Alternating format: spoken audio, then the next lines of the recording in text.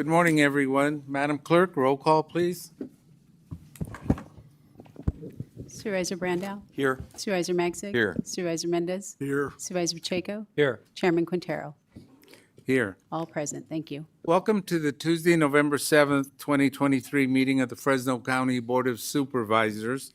We will begin today's meeting with the invocation and the flag salute. And today the invocation will be led by District 3. Following the invocation, please remain standing for the flag salute. Today, leading the invocation, I'd like to ask David Tangipa to come forward and give us the invocation. David is a former Fresno State football player and athlete representative. He was part of the 2018 Mountain West Championship team. And while at Fresno State, he earned a degree in political science, criminology, legal studies, and a master's in business. So he's been busy and also serves on the Fresno State Alumni Board. Okay, everybody please rise for the invocation and the flag salute. Well, Supervisor, I just want to say thank you. And I think about this November and a time right now to give thanks. And so I think about this opportunity that all of you presented me previously. So if you could join me today, bow your heads to give thanks. Dear Lord, thank you for today. Thank you for bringing us together. Thank you for uniting this county under this office. We ask for strength. We ask for forgiveness, and we ask for unity at all times, and especially in this time where there is a lot of ambiguity. We ask that you give power and unity to this group of supervisors, and we ask that you lead them under your direction. Thank you. Amen. Join me in the salute. Pledge. I pledge allegiance to the flag of the United States of America and to the republic for which it stands, one nation, under God, indivisible, with liberty and justice for all.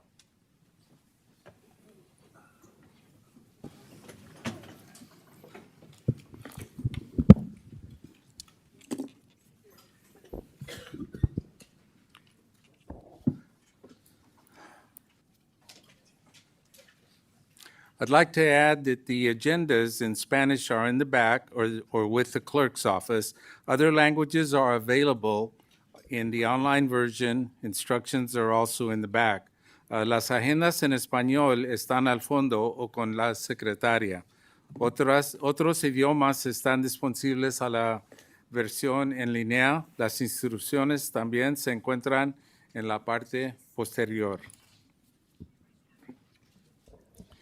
Okay, I'd like to begin today with a behalf of the Board of Supervisors, presentation of a retirement plaque to Bruce Roberts, 31 years of service.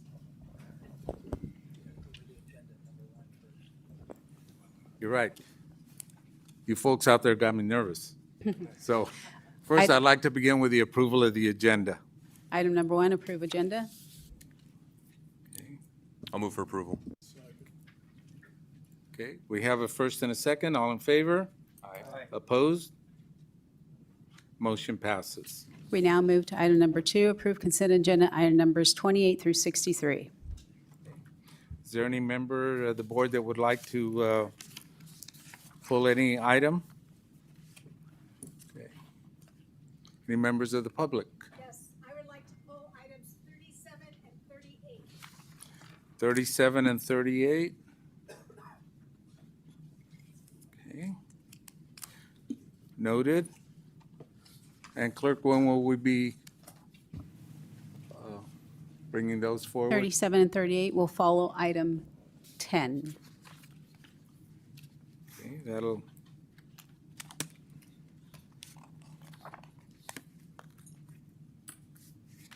Thank you.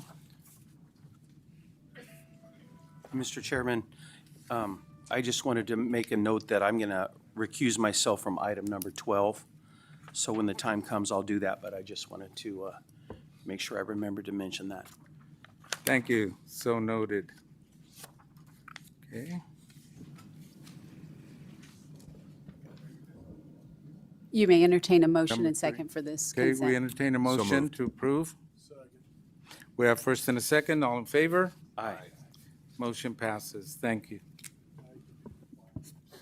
We now move to item number 3, under Board of Supervisors, presentation of retirement plaque to Bruce Roberts, Sheriff's Office, 31 years of service. Okay. Sheriff Zanoni?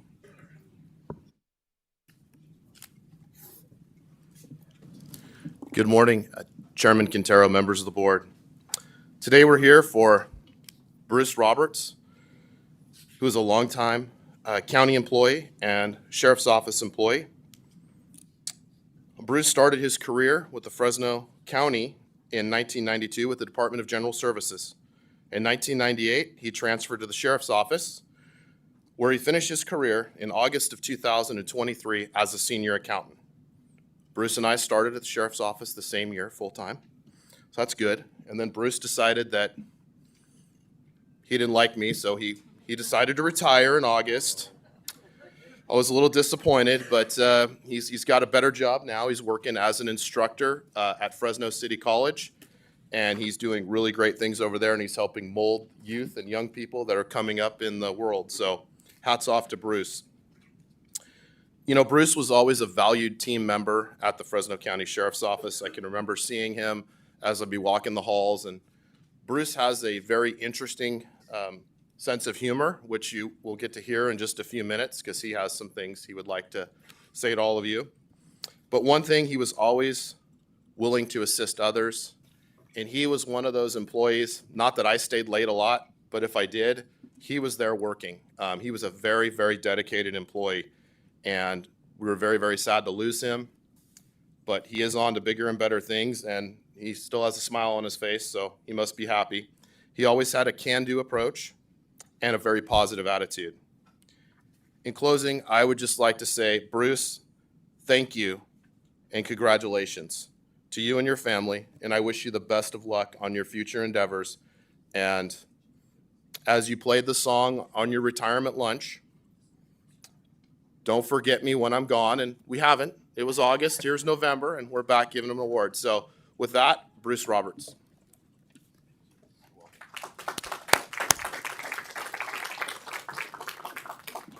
Thank you. I prepared a little less than 2 minutes. Good morning, Chairman Quintero and members of the board. Bruce Roberts, Fresno County Sheriff's Department accountant, retired. I stand before you a lucky man for a number of reasons. My career has spanned 31.1205 years. That's 31 years and 43 days. It's an accounting thing. I spent 5 years at General Services Administration, then 26 years at the Sheriff's Department. I've worked under 6 CAOs, 4 sheriffs, McGarrian, Pierce, Mims, and of course, Sheriff Zanoni. 10 sheriff's business managers, including myself as an interim business manager for 1.5 years. I was my toughest boss. In June of '92, I was hired as an accountant for the Fleet Services Division of General Services. I was hired by Steve Hinkle, who took me under his wing as a boss, mentor, and became a longtime friend. Steve also happened to be a part-time accounting instructor at Fresno City College and got me into teaching after I co-taught a payroll accounting class with him in 2015. I moved over to the Sheriff's Department in 1998, where I was immediately welcomed as part of the team. I've always enjoyed my coworkers and the camaraderie at the Sheriff's Department. The work and the environment there has always been exciting and dynamic. I've also had the opportunity to work with many sheriffs and my accounting counterparts from sheriff's offices throughout the state in my duties as co-chair of the California State Sheriff's Association Financial Managers Committee. I was heartened to hear Sheriff Zanoni tell me that I will always be a part of the sheriff's family. I've always felt that way while I was there, and I always felt very safe, too. I've worked with some terrific people at GSA, the Sheriff's Department, and throughout the county. I'd like to thank them all for their help, support, hard work, and their dedication. I've always considered it an honor to represent the Fresno Sheriff's Office, the County of Fresno, and to serve the citizens of the County of Fresno. I retired from the Sheriff's Office on August 11th, took the weekend off, then began working as a full-time accounting instructor faculty at Fresno City College. Throughout my teaching career, I have instructed many accounting classes, including one of my favorites, governmental accounting. Several of my former students have gone on to accounting careers in the public sector and with the County of Fresno. Yes, I am indeed a lucky man. Family, career, friendships, and experiences, and now a second career.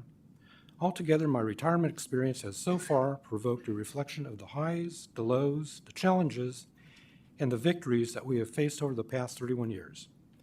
Through the county and the Fresno Sheriff's Office, myself and my family have made many lasting friendships and shared some great experiences and participated in many events that I am forever grateful for. I could not have done this without the support of my wife, Lori, of 34 years and 23 days. Well, it's that accounting. It's that accounting thing again, sorry. Our son Nicholas could not attend today. He is a third-year PhD candidate at the University of Wisconsin in Madison, Wisconsin.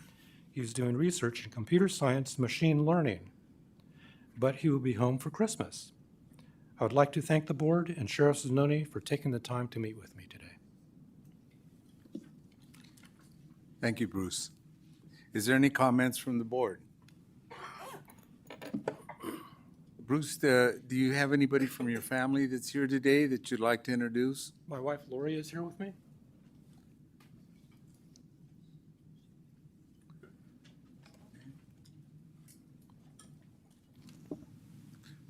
Well, thank you, Bruce, for all your years of service, and now you'll be able to spend more than 31 years and, 23 days, you said?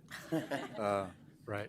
Together. So please come forward and receive your retirement plaque and take a photo with the board. Thank you for all your years of service. Thank you, sir.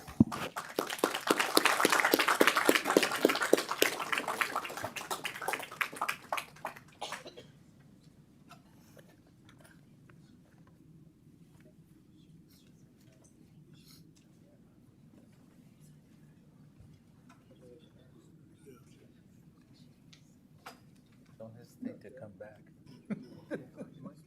Door's always open. Thank you for your service here. Appreciate it. I was gonna cut him off. He was right at 3 minutes. Thank you very much. Now we'll have to find somebody else to keep them in line. I'm good. Thank you.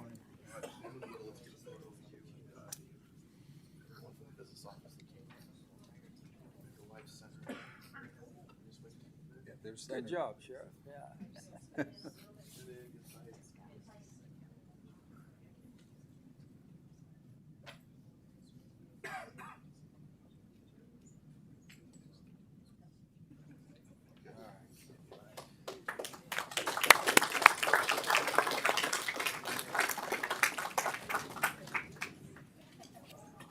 Happy birthday.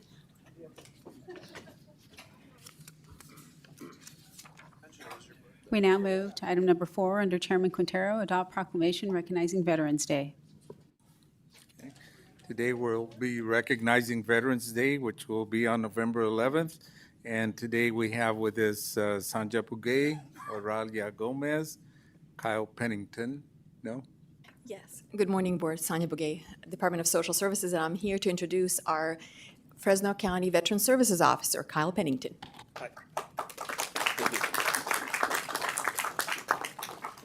Good morning, Chairman and Board of Supervisors. I'm Kyle Pennington, your Veteran Service Officer for the County of Fresno. Veterans Day is upon us, and it's a day for us to reflect, celebrate, and praise those who have, signed on the dotted line and showed selfless service in serving their country. I wanted to go a little bit further in depth and ensure that there's some other folks that are out there that should be recognized on Veterans Day as well, and that's the families of these veterans, right? So over the course, like the last 25 years or so, we've been a country at war on multiple fronts, and deployments have come and gone, and families have to sacrifice as well. So if you come across a spouse, a brother, a sister, a grandparent, a parent, or even a surviving spouse, be sure and thank them as well. I think that's very important. With that said, I know how that feels firsthand, or I saw that firsthand, I should say, when my sister and I were both deployed to Iraq in 2005. It was a tough time for my parents having us both kind of together, but a world away. I wanted to bring to your attention the great work that the Veteran Service Office has been doing. We have the best team in the state of California, Veteran Service representatives. I have one with me today that I wanted to recognize, Rebecca Hawkins.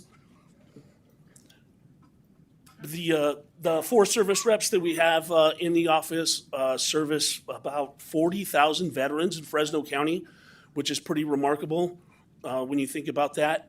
And they do just a tremendous and outstanding job day in and day out, helping veterans, their families, surviving spouses. There's about 20 different programs that they can help veterans and their families get attached to. So with that said, happy Veterans Day, everybody, and please thank a veteran if you come across one, especially on your day off on Friday. Thank you.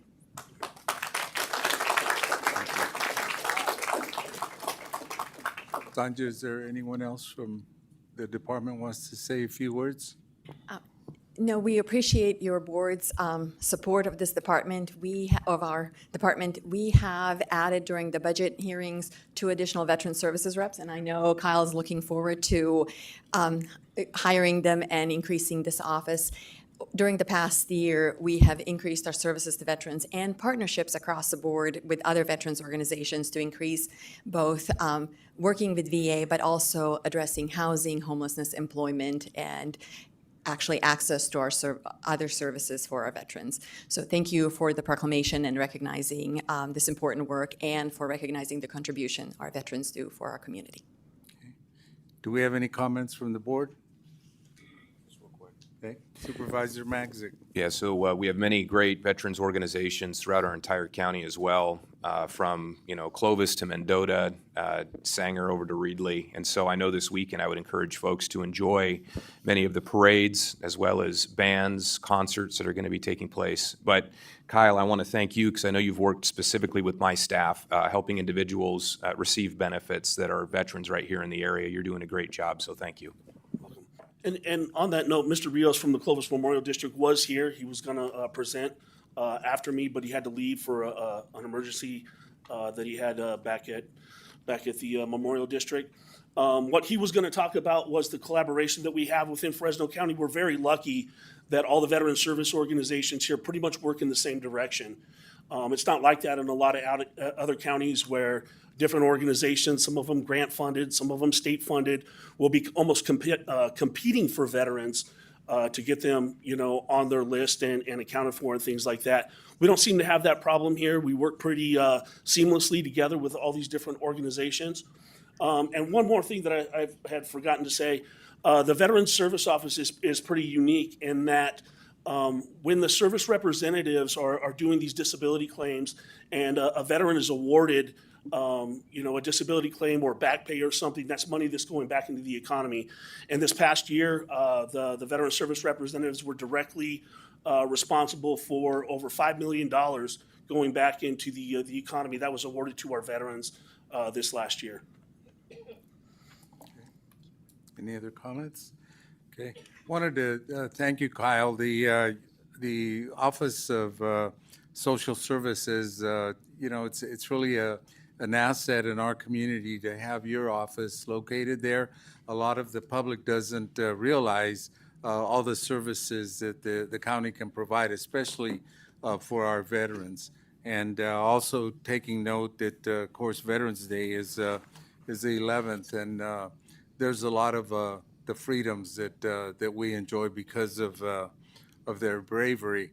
And it's because of their bravery that we're allowed the opportunity to have discussions such as a couple of the agenda items that we'll be discussing today. And also to note that, whichever way our issues go, at least because of their bravery, we're able to agree to disagree. So want to thank you for that. And on your way out or throughout the week, thank a veteran. Also, one final note, I was at a dinner that they had at the Legion of Valor Museum, and there's some big doors at the front as you drive by there, and they're having trouble keeping them locked. So if you know a locksmith that wants to help a veterans group, send them over there to see if they can secure those doors. Really appreciate it. Their money is very, very tight. With that, is there any comments from the public? Okay, seeing none, I will entertain a motion and a second to approve this item. I'll make the motion to approve. Do I have a second?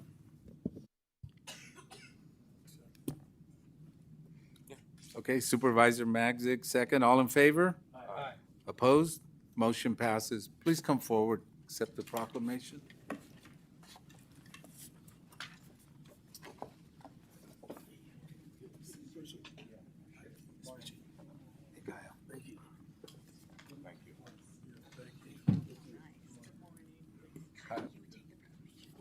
Tell them where to stand too. Thank you.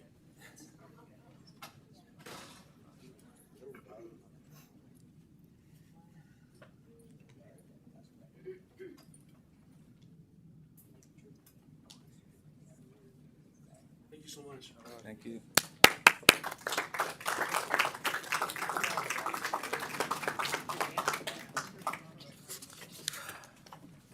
We now move to item number 5, under Chairman Quintero, proclaim November 15, 2023 as Geographic Information Systems Day. Okay. Item number 5, Pat, please come forward. State your full name. Good morning, Chairman Quintero and a member of the board. My name is Pat Sisuwatana. That's why I didn't pronounce it. The R is silent, so it's Sisuwatana. Thank you. So, I would like to, my name is Pat. I'm an IT manager here at the Department of Public Works and Planning. Today, I would like to extend my gratitude for Chairman Quintero for sponsoring the proclamation for GIS Day to celebrate the GIS Day and also acknowledge all the GIS professionals here at all the county departments. As you can see, they're all behind me. So what we're going to do, we're going to show a quick video, highlight the importance of GIS within the county, and so you can see.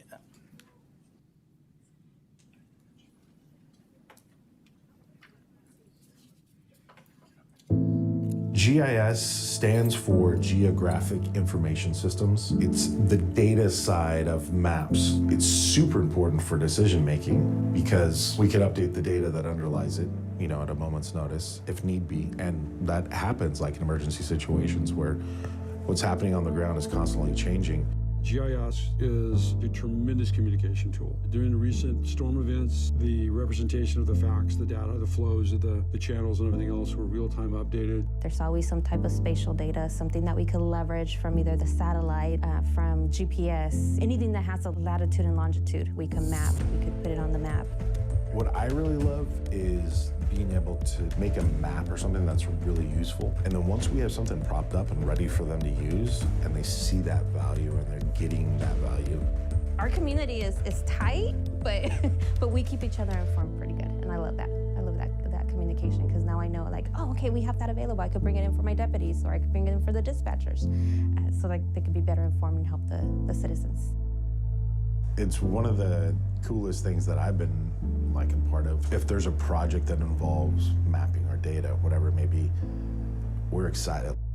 The hardware you can buy, you cannot buy the people. You have to have the talent and the desire and the heart to be able to run the GIS system.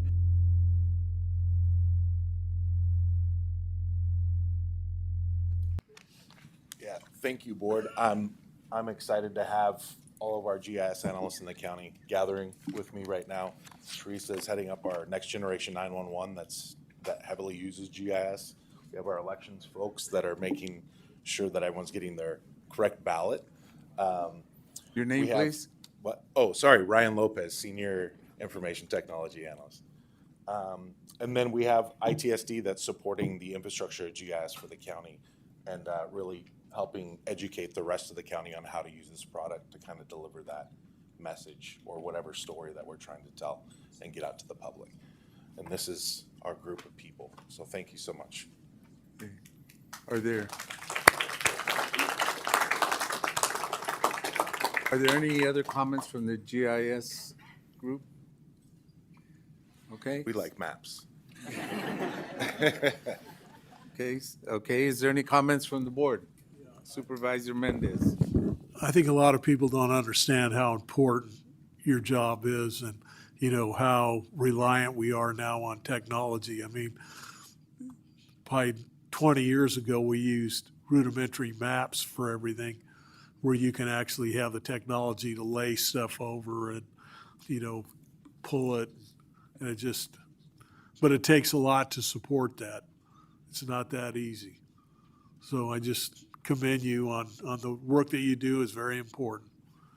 Nobody sees it, but wonks like me. Any other comments from the board? Okay.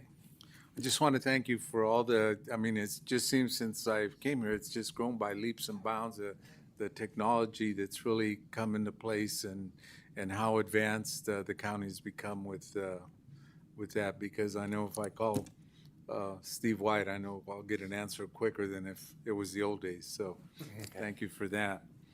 Okay, is there any comments from the public? Okay, seeing none, I'll entertain a motion and a second to approve this item. Motion approved, yeah. We have a motion and a second. All in favor? Opposed? Motion passes. Please come forward and thank you. Thank you.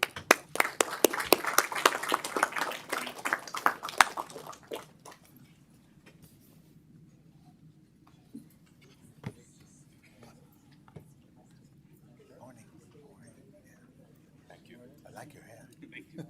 Thank you. Not y'all. Thank you. Morning. Thank you. Thank you. Good morning. Doing well. Thanks. Hey, thank you. Good morning. How are you? Thank you. Thank you. Thank you. Thank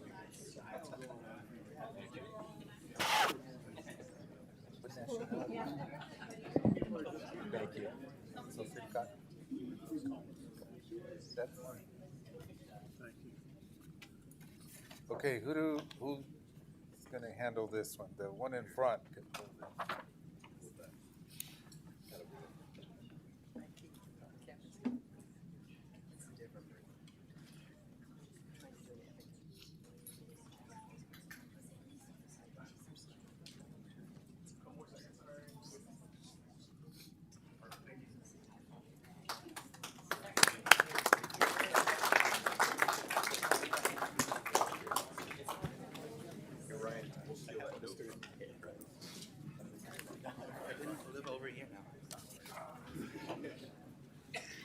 We now move to item number 6 under Supervisor Pacheco, proclaim November 2023 Prematurity Awareness Month in County of Fresno. Supervisor Pacheco. Thank you, Mr. Chairman. It's my pleasure to proclaim the month of November as Prematurity Awareness Month in Fresno County. This proclamation raises awareness on the impact of preterm birth and the ways in which our communities can help to combat it. The Black Wellness and Prosperity Center, as well as First Five Fresno County, are two organizations that do great work with children in our community and have brought this item forward. Here today to speak about this proclamation is Julie with Black Wellness and Prosperity, as well as Fabiola Gonzalez for as Executive Director of First Five. Yeah. Thank you, Supervisor Pacheco. Hi, everyone. I want to thank the Board of Supervisors for recognizing November as Prematurity Awareness Month. And I also wanted to thank our partners at First Five here with me. I'll have them introduce themselves. Well, after, okay. So just wanted to thank them for continuing to support our work for Black maternal and child health. Preterm birth is the leading cause of death before a baby's first birthday in the United States, including in California and Fresno. There are a multitude of factors that increase preterm birth. Some we can control, others we cannot. Black Wellness and Prosperity Center is working on decreasing preventable preterm births. Data show that racism is a root cause of adverse birth experience, including preterm birth for Black women. Black Wellness and Prosperity Center is working on addressing factors on an individual and also on a macro level. We cannot stress enough the devastating impact of preterm birth We know that we lose Black babies to preterm birth and related complications. We also know that trained non-medical professionals, such as doulas, provide pregnancy support and have been shown to reduce adverse maternal and infant health outcomes among Black and other underserved communities. I wanted to end with our vision at Black Wellness and Prosperity Center. No woman or child should die from a preventable cause. And next, I wanted to introduce Fabiola Gonzalez from First Five. Thank you, Julie, and thank you to Supervisor Pacheco and the rest of the Board of Supervisors for having us here today. At First Five Fresno County, we understand that we are a piece of the solution to address the challenges faced by the families of our county's youngest residents. We are proud to work collectively with community agencies like Black Wellness and Prosperity Center that are leading initiatives, curriculum, and services that resource Black pregnant women and their families so that their babies not only arrive into this world as healthy as possible, but live well into old age. This proclamation is a reminder to us all that our health and well-being is interconnected. We do well as a county when every mom and baby that call Fresno County home are also doing well. The data points on this proclamation tell us that we are not there yet. I'm going to mention a couple that are on this proclamation. Whereas in 2021, preterm birth was highest among Black women at a rate of 14.7%, compared to white women at a rate of 9.5%. And in California, infant mortality among Black infants declines as resources in their neighborhood improve. In the most privileged neighborhoods in California, Black infants are about half as likely to die before their first birthdays as those living in the most disinvested neighborhoods. We know that what we do for our Black babies benefits every other baby born in Fresno County and in turn, our entire community. Thank you for the space that you are providing here today to continue raising awareness that the high number of premature births, especially among our Black families, hurts all of us. And we know that you agree, like Julie mentioned, no baby or pregnant person should die from a preventable cause of death. Thank you.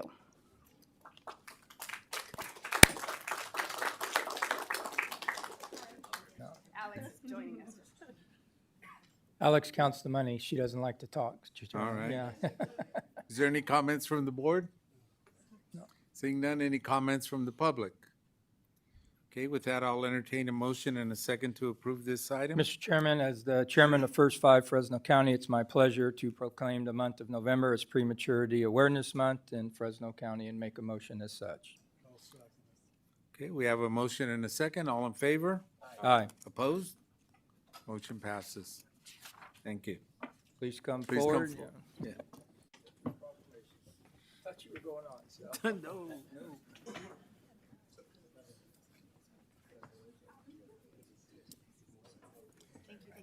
Thank you, Fabiola. You get to hold it. Thank you. Good to see you. Good to see you.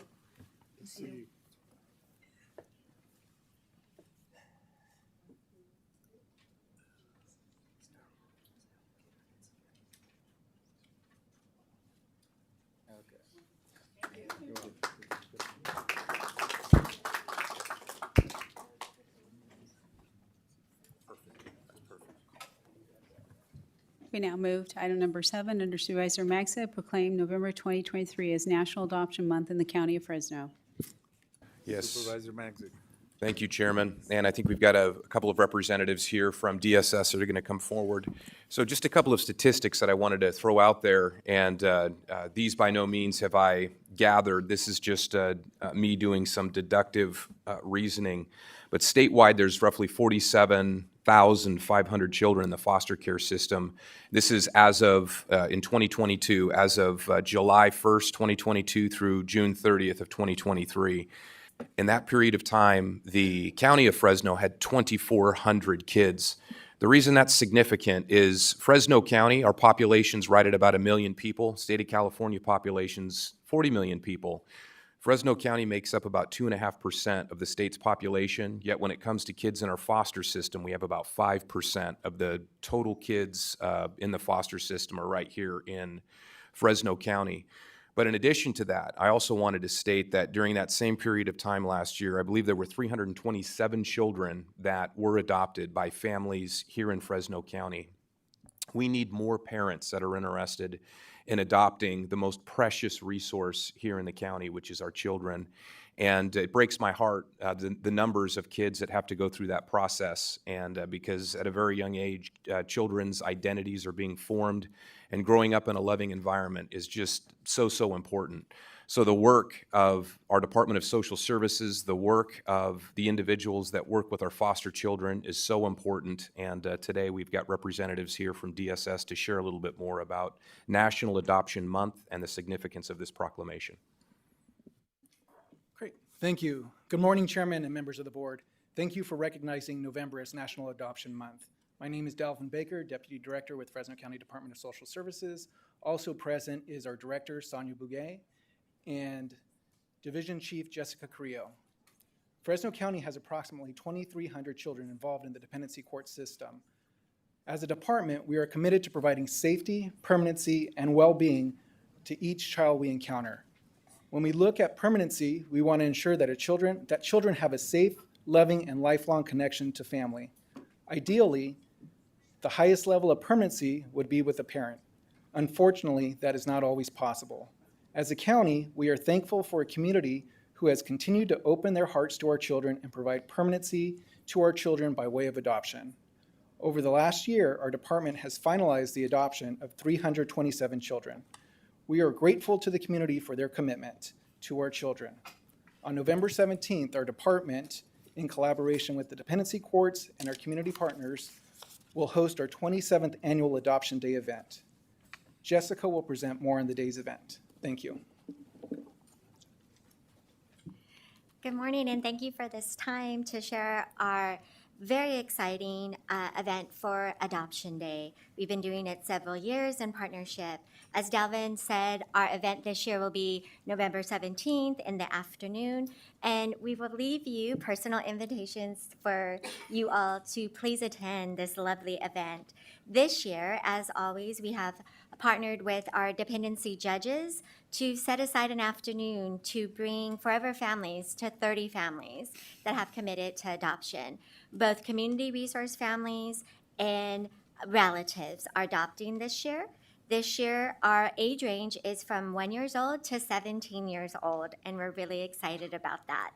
And this year, we have 9 sibling groups. That means 9 sibling groups are going to be in the same forever family at the end of the day with their finalization. We're super excited to be able, once again, to host at our Clovis campus, our Hope Center. And so we are super excited to have an event where our agency is able to host it personally. We did provide a video. Unfortunately, though, we wanted to ensure that we are within time.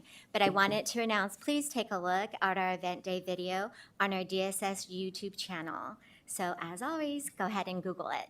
Thank you for the time, and we appreciate your commitment and the community's commitment to providing permanency for our most precious resource. Thank you. Okay. Any questions from the board? Just one more quick comment. So a few years ago, we had 2,800 children that were in foster care, and last year, 2,400, and I just heard that right now we've got 2,300. So I really want to applaud your staff for working very hard to get those numbers down, and I know it's making a big difference in our kids' lives, so thank you. Dalvin, I have a quick question to any of the three. Can a single person adopt, or does it have to be a couple? No, a single person can adopt. We have in the state of California one pathway to all permanency plans. So you can become a resource family as a single person. Okay. And then my understanding, I believe you're putting together an outreach campaign, media type for the public to make them aware about the adoptions. Is that coming about or working on it, or? We do have one of our foster family agencies that is working on that campaign. They do have commercials out presently.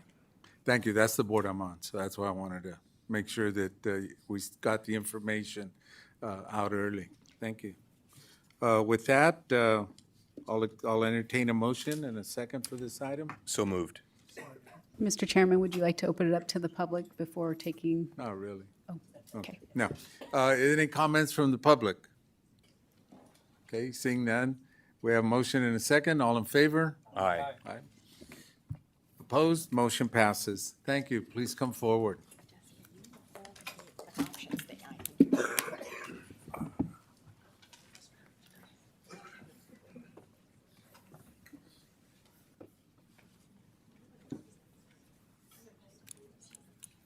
Thank you.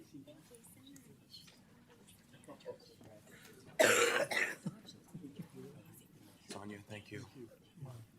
Delvin, thank you.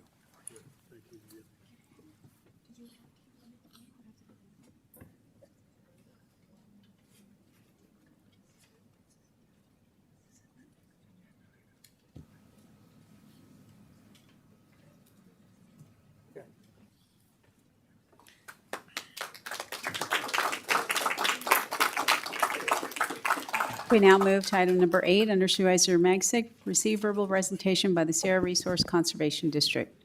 So in Fresno County, the eastern side, we have some of the most beautiful forests in the entire state of California. And with that, we have an organization here that's going to give us an update on things that they're doing in Fresno County. They've received millions of dollars to help private property owners on the east side of Fresno County. So with that, I'll turn it over to them. All right. Can you hear me okay with this? All right. Can. Talk close to it. All right. I have a presentation, so I wanted to stand by here so you could see it. Here we go. Thank you for your time. Thank you for the invitation. I'm Kelly Kaczarski. I am the new district manager for the Sierra RCD. And for those that you don't know, who don't know us very well, these are basically our standard pillars of the work that we do.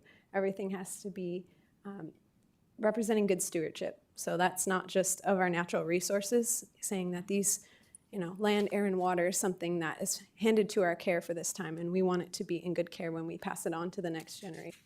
But also our public funding and our dollars. And we take responsibility for these challenges, and we want to be innovative in these solutions, because as you know, we have a lot of challenges. And you can see our district boundaries here is a circled area, but there's some white space in the rest of Fresno County that we'd be happy to annex over time. Our mission is conservation for private landowners. So you can see here our county breakdown. Most of it in the colored areas is our farmlands, and then the green areas are our forested landscapes, and then the black is the urban areas. So we have a very diverse county.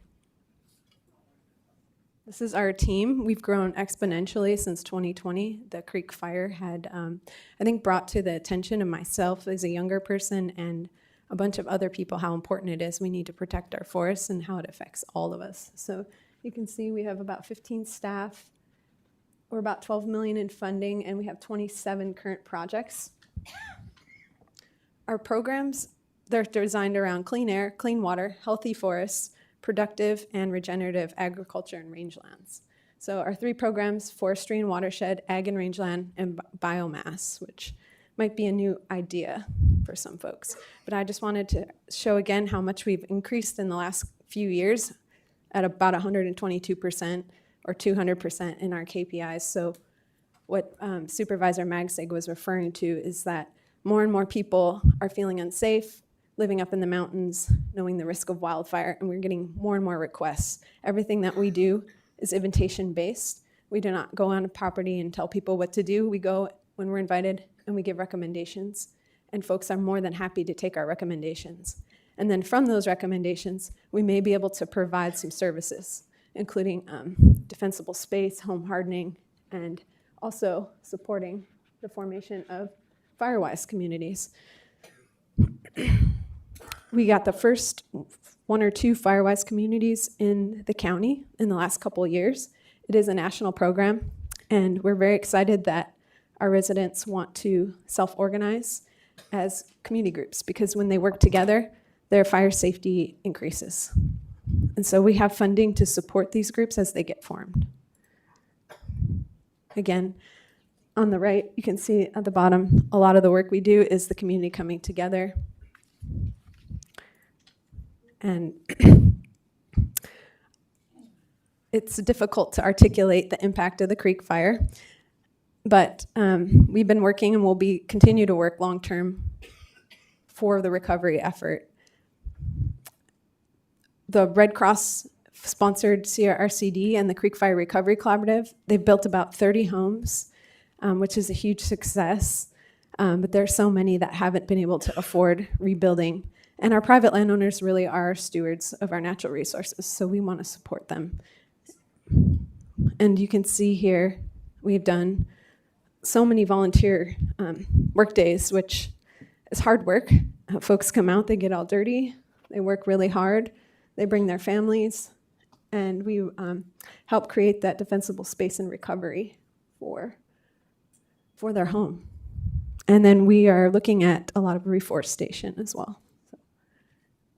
Another part of our district work is upgrading community water systems for drought tolerance and just improvements. Our ag and rangeland program, transitioning out of the forests a little bit here, provides services for small growers in particular, drought resilience grants, and looking at soil health, water management. You can see here some of the practices that are funded for our farmers.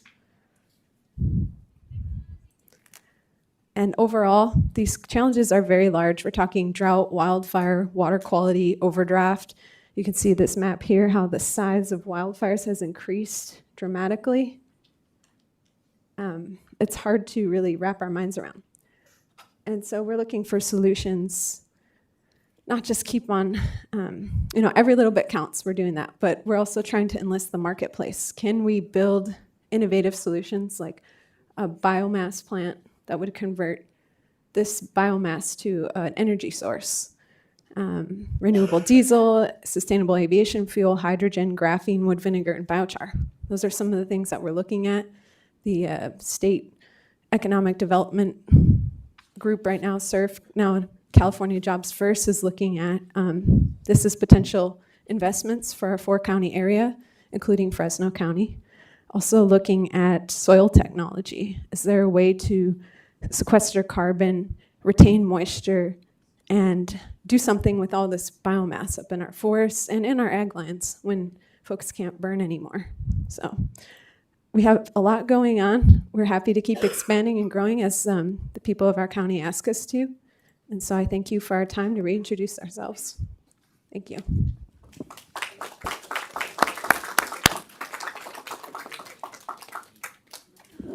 Thank you very much. Any questions about any of that? No, but I would like to just make a comment. Kelly, good to see you again. Last time we saw each other, I was doing a tour of some San Joaquin River Conservancy properties and potential projects, and you were a strong part of that presentation. And I think you had just completed a class on how to cut down a tree. So I think you're the right person for the job. You got passion for the environment and common sense. So thank you very much. Thank you for being here. We'll see you soon. We now move to item number 9 under the Administrative Office, receive verbal update on Measure C and provide direction to staff. Good morning, Chairman and members of the board. Paul Nerland, your CAO. I have just a very brief presentation. It'll be brought up on the screen here.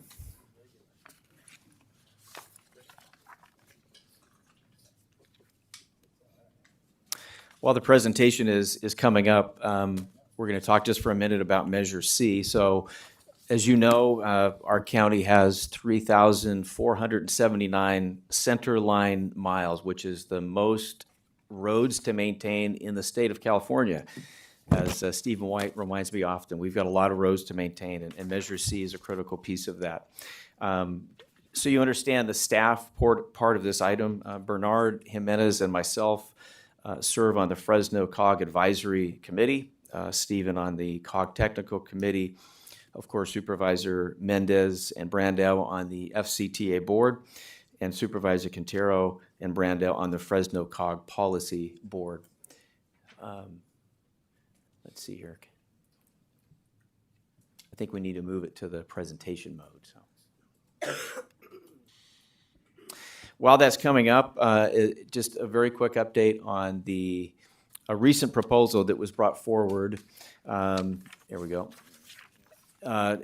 This took place on October 26th at the Fresno COG Policy Board meeting. And some of you may have heard about this. It was put together by a group of 5 proponents of Measure C from the last round and 5 opponents, with a goal of presenting a path forward. In looking at the proposal, it would establish what is called an administrative group consisting of both those 5 proponents and 5 opponents, the executive directors of Fresno COG, FCTA, and also the chairpersons of the Fresno COG technical and policy advisory committees. It also would include a citizens forum, a drafting team, a facilitation team, and it would also need to be considered once the expenditure plan is finalized by all 15 cities and Fresno County before proceeding to the ballot. So that is something that was not there before. Many of you have already seen the proposal, so I will be brief, but I just want to highlight a few potential concerns and then provide it back to your board for direction. In this current proposal, there's really no defined role for elected officials until the plan is presented. So as I understand it, I know this is a draft plan, the elected officials would receive updates and it would be brought to electeds, but by that point it would be approve or not approve. Very little role in the expenditure plan itself. I just want to emphasize, having sat with the Fresno COG and FCTA staff in the past, their role in the expenditure plan is critical and is more limited in this proposal as I see it. Community engagement is a key part of the proposal, and we're glad to see that that is paramount. However, scientific polling that includes what voters are looking for in a measure like this is also a critical piece that was not seen in that proposal.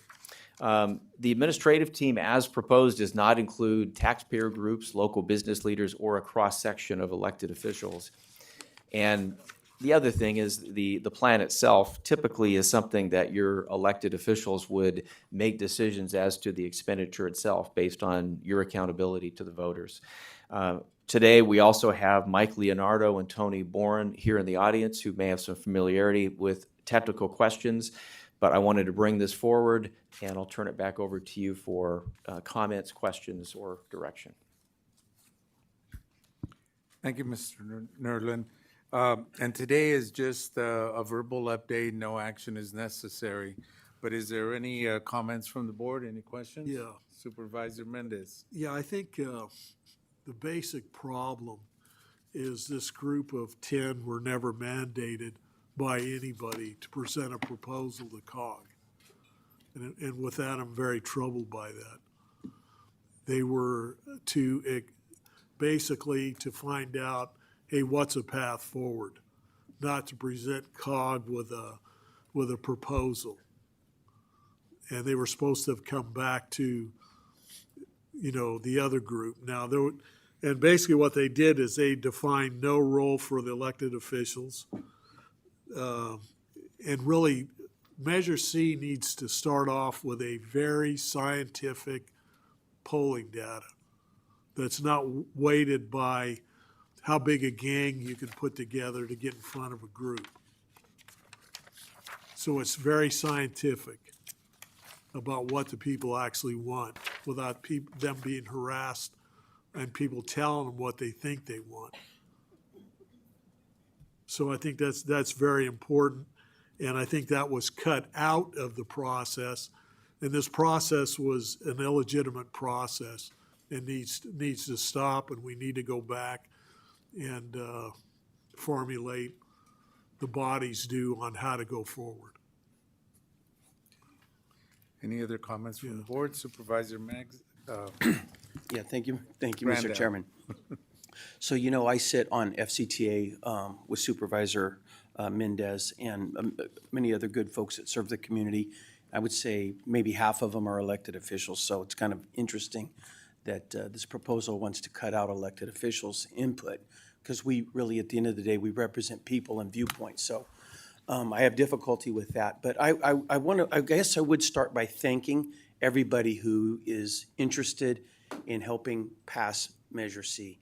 And so that includes people that agree or disagree with thoughts that I have about Measure C. But so if people are willing to get together and spend their time and have conversations, I'm gonna honor that on this particular group. And so that includes this group of 10 people that had those conversations. But as I was updated throughout the time of their meetings, you know, I had no idea that they were gonna go make this level of a presentation to the COG. And so to me, it's a little bit of what I call mission creep. It just crept into a bigger and bigger thing until they had a presentation. So while I honor all of their work, but it's really still, it's 10 folks that got together to have a conversation. I think there's a lot more people that need to be at that table. And so I'm also interested, of course, I want to see people come together, because if Measure C is going to pass, it's going to take two different sides coming together, which is not always easy. So people do need to come together. And so I appreciate the hard work, but I think we got out over our skis a little bit on this one. Thank you.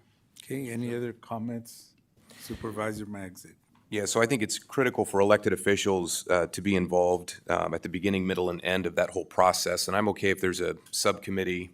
We've got both Buddy and Steve Brandow, who serve as our representatives on that dealing with transportation issues. So I have no problem if you represent the county's interests on what that expenditure plan looks like moving forward. But I too agree with what Buddy and Steve have said in regards to being educated by the electorate through scientific polling. That way we can get really a snapshot on what the public wants. And I'm reminded that the original Measure C that goes back to the 80s was purely a transportation measure, and it helped build Freeway 41, 168, and portions of 180. And then when Measure C was extended in the early 2000s, it failed the first time it was on the ballot, and then there was a collaboration that took place. And I know that more transit was brought in with the second iteration of Measure C. So I'd be curious to see what the public wants. And we may find that the public says they're not interested in, extending a Measure C, and I think that would be very instructive to me.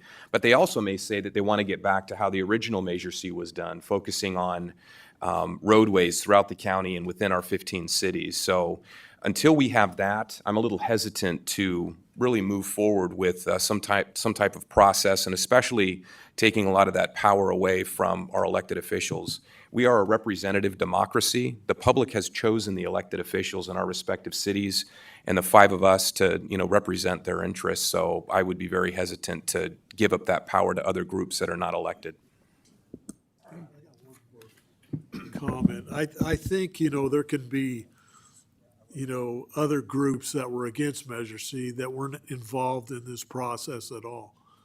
And I think that's very important that we also hear them out and find out why they didn't vote for it. Also, Mr. Nerlin, you stated that Mr. Boren was out here in the audience, or not? Yeah, Mike Leonardo and Tony Bourne. Did you have any comments, Tony? No comments unless you have questions. Okay, no questions. Is there any comments from the public regarding Measure C? Please come forward.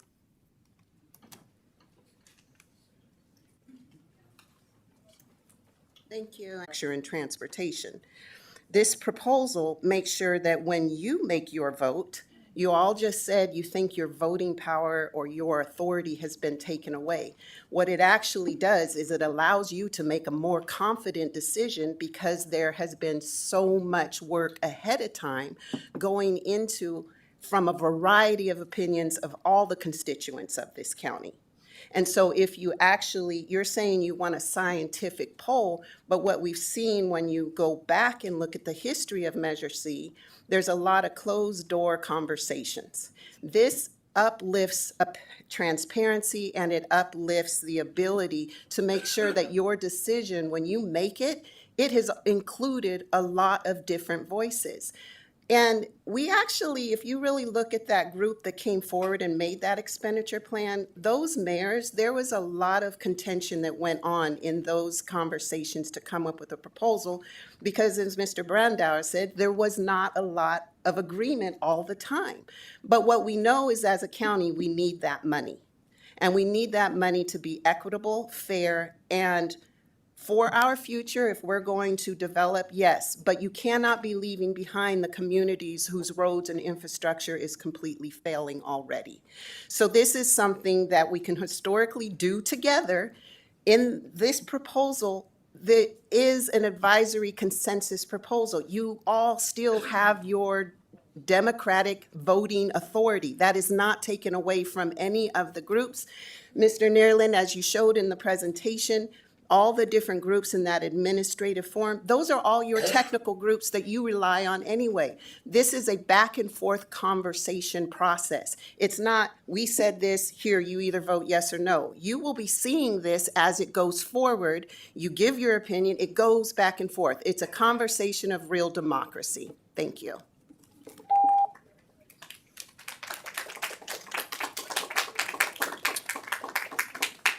Good morning, Supervisors. My name is Reverend Simon Biasel. I'm the pastor of the First Congregational Church of Fresno.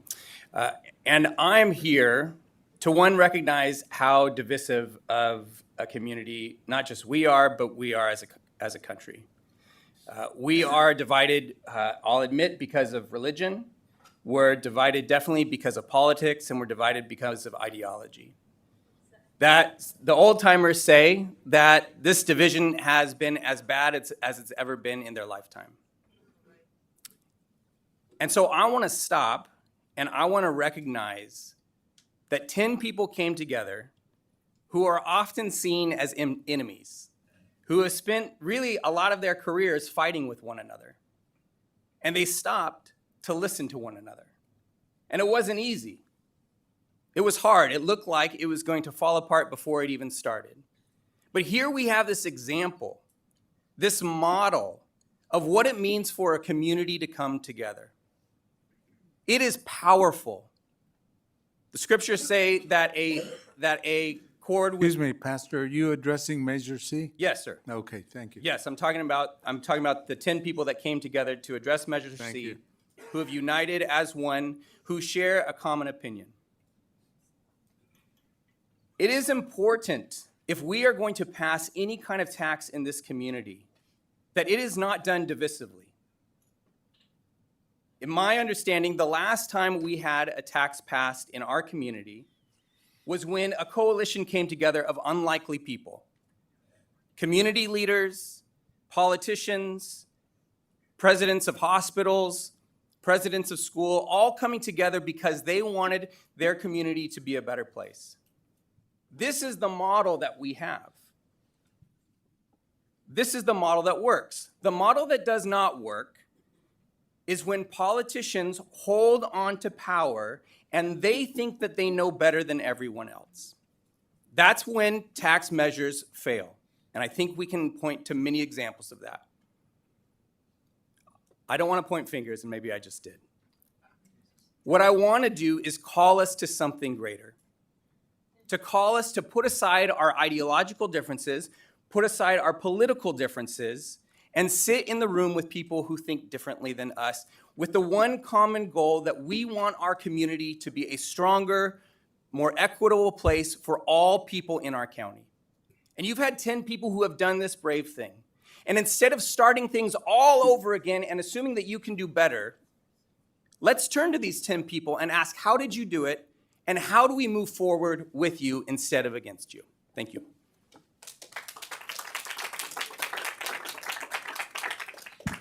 Buenos dias, Gloria Hernandez, Mothers Helping Mothers. I was one of those 10. I was chosen by a coalition of 30 organizations. The women I represent are the ones that I serve because you all have failed them.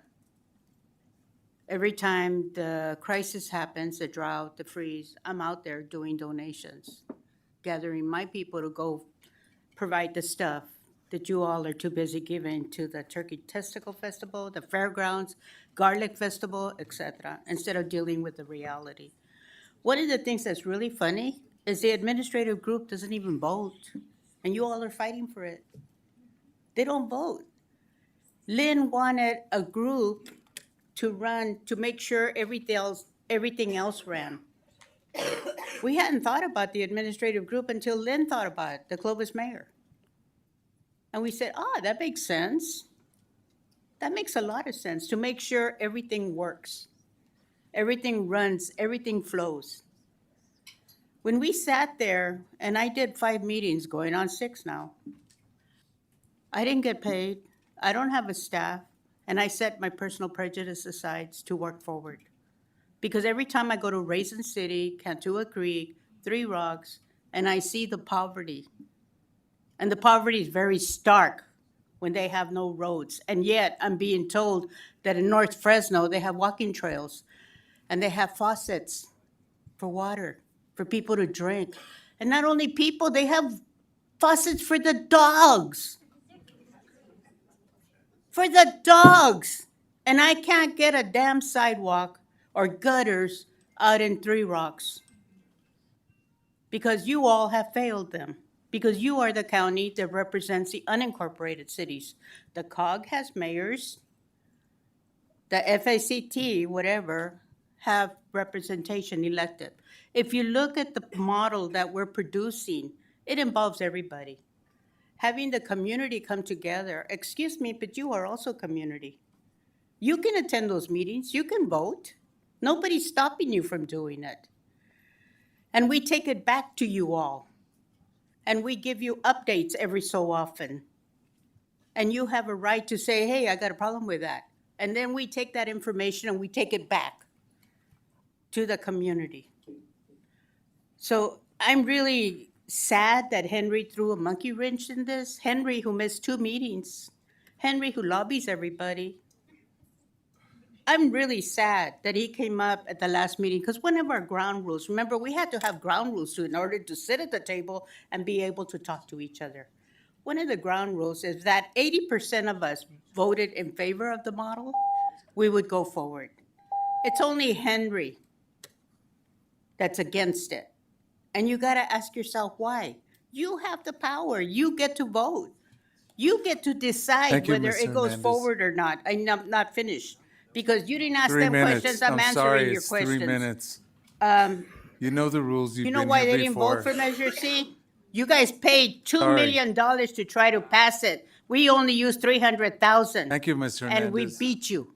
Thank you.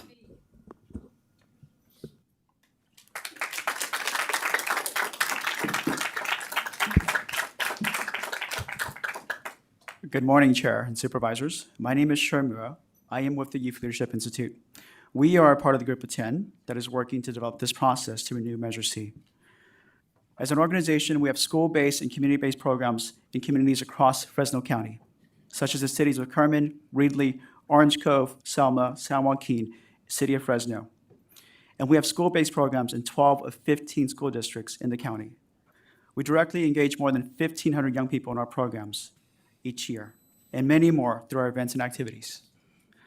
Our young people and their families rely on public transportation to move about the cities, to get from the small communities to the city for services, for classes, and for their livelihoods.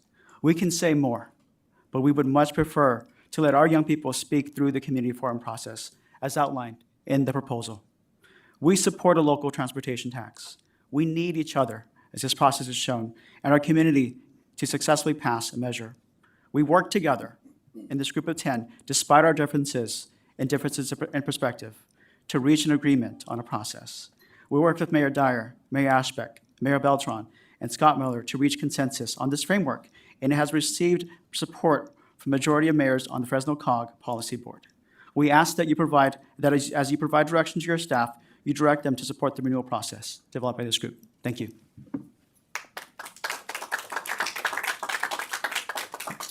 Good morning, Supervisors. My name is Dave Rivas, Chairman. Good morning. Dave Rivas, I'm the senior field rep from the Carpenters Union. We represent about 2,000 members right here in Fresno County. We were also on the Coalition of 10. I personally sat on that chair. I want to first say, before we go any further, my hat's off to all the sides that came together. To be in there where we had interest on both yes and no on Measure C because, one, that's all of our work that we're actually fighting against at that time. It was very nerve-wracking. Kind of went in there a little bit pessimistic. Didn't think that both sides would be able to talk for past one meeting, let alone all of them. So that was, I want to say hats off to Mayor Ashbeck, Mayor Dyer, Scott Miller, and Mayor Beltran. That was awesome that everybody was open and listened. I think that process right there really showed how we could come together and understand that if Measure C fails, we all fail.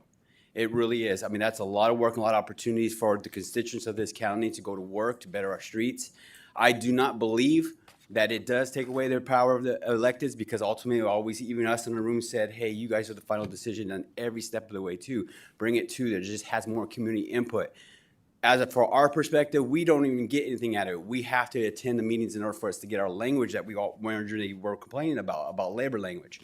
So that was one of the things that just gives us more of an opportunity to get our voice out there. When we fought like the first time, it was not. It was the same status quo of we'll do our best. We'll do our best for the community. We'll do our best to get local hire. We'll do our best to get people in apprenticeships.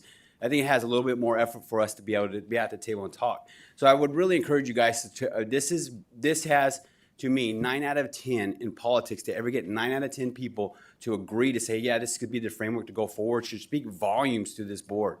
I mean, I really do. I know the one thing that I've heard it, that word power, I do not believe we should live in a country that has power to one. It should be all of us collectively. And if we don't agree, then the majority has to understand that the majority will rule. And not just one person that's going through and saying, it offends me that one person at the end didn't even voice it in those meetings, the concerns that I hear even today, and was echoed a little bit in this board. And it's like, why did you not bring that up during the meetings? So it's one of those things, don't dismiss it. I know you, Mr. Mendez, you say, well, it should be dismissed, but give it a chance. It can be refined. There's still one more meeting that's gonna come together, voice those opinions in there, and say this is what needs to be a little bit more, this will be fine-tuned, because it's not perfect, but it's a better direction than what we had. Thank you for your time.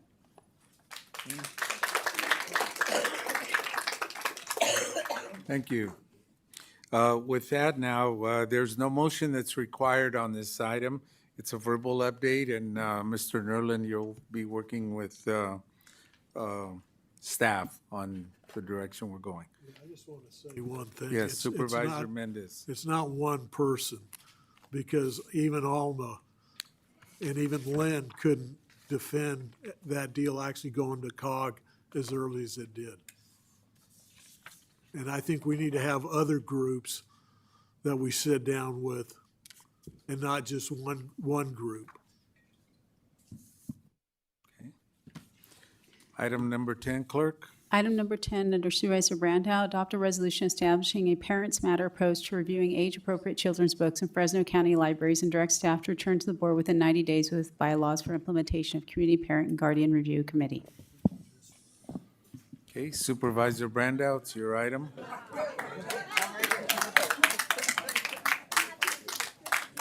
I heard you have a line down Excuse the me, hall. we have to wait for the board presentation first. All right. Thank you, Mr. Chairman.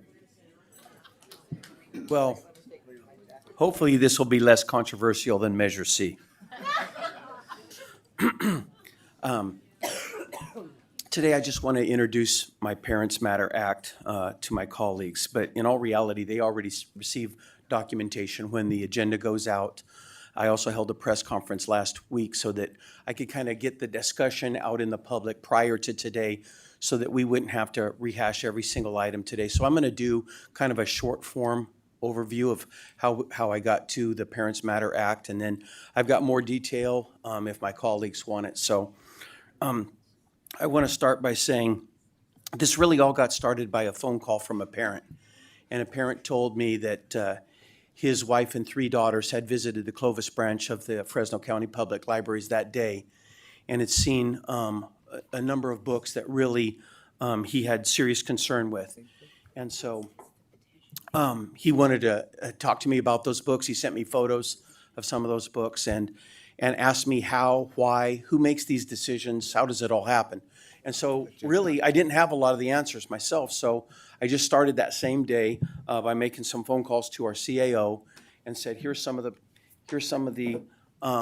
questions that I have. Here's some of the questions that I've been asked. Help me get to some of these answers. So Paul, in turn, had some quick questions with the department head of the Fresno County Public Libraries, and I began to get those questions answered.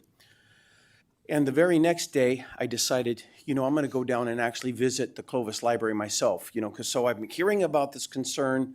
He did send me a couple of text photos and everything, but I wanted to see how intense the situation was. So I went down to the Clovis branch and sat down there in the children's section. So I should have said this to begin with.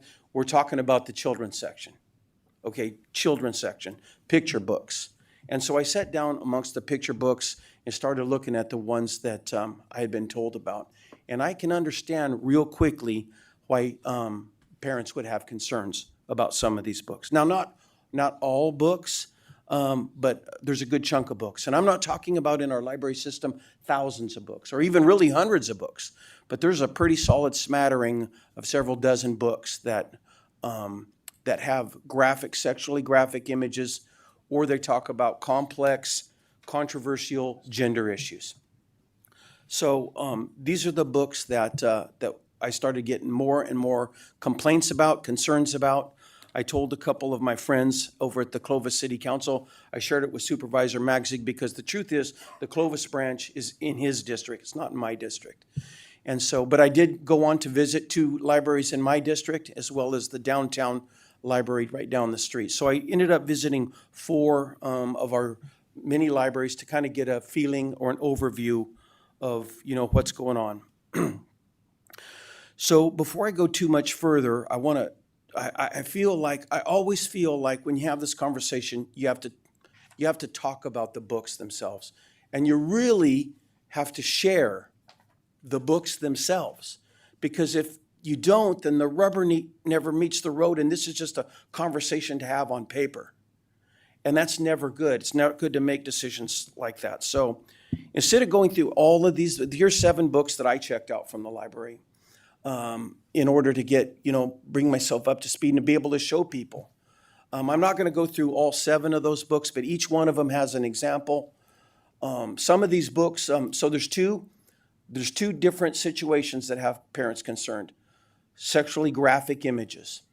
Some of these books have sexually graphic images. Even simple books like Making a Baby. It's not written from any political agenda. It's just about making a baby. It's perfectly normal. Some of this stuff is, and then there are gender questions. This book here, Being You, A First Conversation About Gender, quickly starts at a 4-year-old's birthday party. And it wants to introduce gender concepts to a 4-year-old at the 4-year-old's birthday party. Now look, here's what's interesting about Parents Matter Act. If a parent really wants to introduce their 4-year-old to gender questions, concerns, let their 4-year-old make a decision about their own gender. If the parent wants to do that, the Parents Matter Act is still going to allow that. But it's going to make some of this stuff inaccessible just to children by themselves.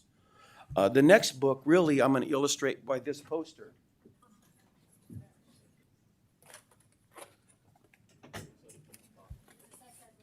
This poster shows a page from this book here. So it's real, and it's in our library. And it shows 2 adult males with a little boy facing them and a little girl putting on her socks in a locker room shower scene. Now, the goal of this book is really to talk to little kids about bodies are changing. Your body's going to change. And I think that's actually a good goal. But in what world is it acceptable to talk about bodies changing by showing 2 little kids in a locker room with 2 adult men with their junk to be seen by this is craziness. And this stuff is hypothetically right next to the Cat in the Hat in the Fresno County Public Library System. Okay? So now I've shared a little bit, and I could go on, and but I want to move to what I came up with. I started talking, had more conversations with the CAO, and through him, through our library staff, with our county council, and looking up what could be done. This conversation is happening all across the country as parents get more and more concerned about what's happening in libraries. In most of the cases, it deals with school libraries. But in many cases, it still deals with public libraries like our library system. And I had a lot of talks with supervisors. In some counties, they call them commissioners, but I had talks with people that are in our same spot. What are you doing? What have you done that's been successful? So I did not reinvent the wheel. And so here's what the Parents Matter Act does, and I think it's an appropriate response. It takes the books that have sexually explicit photos, or pictures, I guess, and it takes the controversial, complex gender issues, and it says that the children can't have access to those books without their parents. So we're not removing anything. I've already heard this word ban. I've heard that word ban 10,000 times. There's no ban here. Every one of these books is still going to be in the library. Still there. Okay? Where is the proper place for it to be displayed? It's not the biggest question on the planet. We have rating systems for movies. We have rating system for video games. Books are unrated. So books are unrated. And so all we're doing is taking some of these books with the sketching materials and making them, if a parent wants to use them as a resource. You want to use it's perfectly normal as a resource? It's still there for you as a resource. But it's not available. This poster that I just showed a moment ago, story about that one, how that parent got a hold of me, is that child went in to do a book report on the human respiratory system. And that's the photo that they ended up moving through as they were looking for stuff about the respiratory system. It's unacceptable, really. So the Parents Matter Act only does two things, and neither one of them is the biggest deal on the planet. It takes some of these books and says we're going to make them inaccessible to the kids only by themselves in the children's section. They're still there, and we're going to let the librarians, working with our CAO, figure out how that gets done. I'm not trying to micromanage. I'm going to take time out to say that I think we have a great library system, and I think our employees are doing a good job. They have a lot to do, and I'm not trying to micromanage them. They can figure out how that all works, the nuts and the bolts. But my role is to respond to the parents in our community who are really starting to get concerned about the role of government in these sexual issues for their kids. Now, I had a press conference the other day, and half my goal to have that press conference was to get that stuff out there so we wouldn't have to have a big 2-hour debate here today. And so that's why I'm not going through. I was told the other day that I used too many examples from these books, so I'm already done with that. But at the press conference, I basically heard two major concerns, and then following up with interviews from the media afterwards, I want to address those concerns. One of the concerns was that this is a book ban. And I feel like I've already shared with that, but there's no books leaving our county library. This is not a ban, okay? It's simply, where does the book get displayed? And then the second thing is that I'm targeting the LGBTQ plus community. That also is not true. Of these 7 books, 3 of the 7 books are not written from any political agenda at all. They're mostly about growing human sexuality, okay? So this is not about targeting the LGBTQ crowd at all. And so, like I said, 3 out of the 7 of these books are not written from that platform. And yet they contain sexually graphic material that should not be accessible to small children in the children's section. So that is the content of the act. It also creates a committee that we would appoint to create some standards for Fresno County when it comes to these issues. And that committee would also be able to review books. The review of those books could come from librarians, the committee members themselves, or members of the community. But even that committee is not empowered to remove books from the library or to stop future books from coming to our library. It doesn't even involve that. That committee's just going to review books and try to help figure out where in the library any particular book should be displayed. That's it. Thank you. Just want to make a couple comments before I ask for comments from the board, is that what we're going to do is limit the public comments to 20 minutes and ask each person to comment for 2 minutes. So we're going to do that. Now, I want to show you something. These are the emails that I received. I don't know how many the other supervisors received, but I want to say thank you for your emails. I want to say thank you for your phone calls. I want to say thank you for talking to me at the door when I knocked on your door to get your thoughts in neighborhoods. And if you've already made a comment through this, believe me, the supervisors have read it. And what you may want to do is on public comment is maybe to allow other folks that haven't sent emails or phone calls or anything, and give them some time to speak as well. So, and really what my preference would be that we get half and half for it and half against it, but I know that's not going to happen simply because it's an important issue, and I know everybody wants to make comments, so we'll do what we can with that. Supervisor Magzik, you had a comment? Yeah, quick comment. So again, I would ask for respect. We're going to be hearing from people who have different opinions, who are going to come up to the front. One thing I want to point out too is one of the things I heard, which I really want to discourage, when Supervisor Brandow was speaking, people were speaking from the audience to him. That's very disrespectful. When you come up to the podium and you speak, you will not see me cut people off. I'm going to listen to your comments, and I would ask that if someone else is speaking at the dais, please give them the respect that they're giving to you. So thank you. And what we'll do, I'm going to deviate a little bit as chairman and open up to comments from the public before the board and wait for the board to make comments afterwards. So we want to hear what you have to say, but please honor the 2-minute time limit. If you go past that, all you're doing is taking away time for other people. So thank you. And the time right now is approximately 11 o'clock. So 11:20 will be our limit. And clerk, if you'll keep track of that. Thank you. All right, you're on.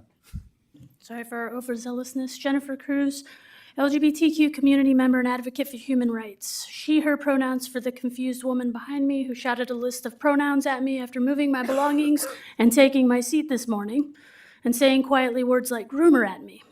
These are the people supporting item 10, and they should not be aligned with any of you.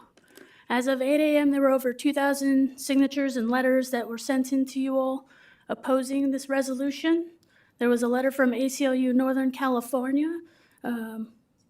We don't want our tax dollars to be used for lawsuits because of item 10.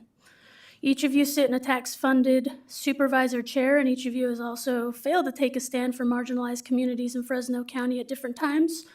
One time in June, when you voted 5-0 to limit flags on county buildings in Pride Month. People here in this room represent over 2,000 people opposing this resolution, and I know that they're planning on a mobilization to replace you at the ballot box if this measure passes. Brandow's parent committee would be made up of appointees who are not qualified to screen and select public library books. Libraries currently have every guideline in place to protect children. People under the age of 13 can't even get a library card without their parent's signature. Let the qualified library professionals continue to do their job.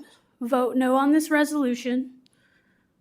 And that's our request. That's my request. Vote no on the resolution, or we'll see you at the ballot box to replace you.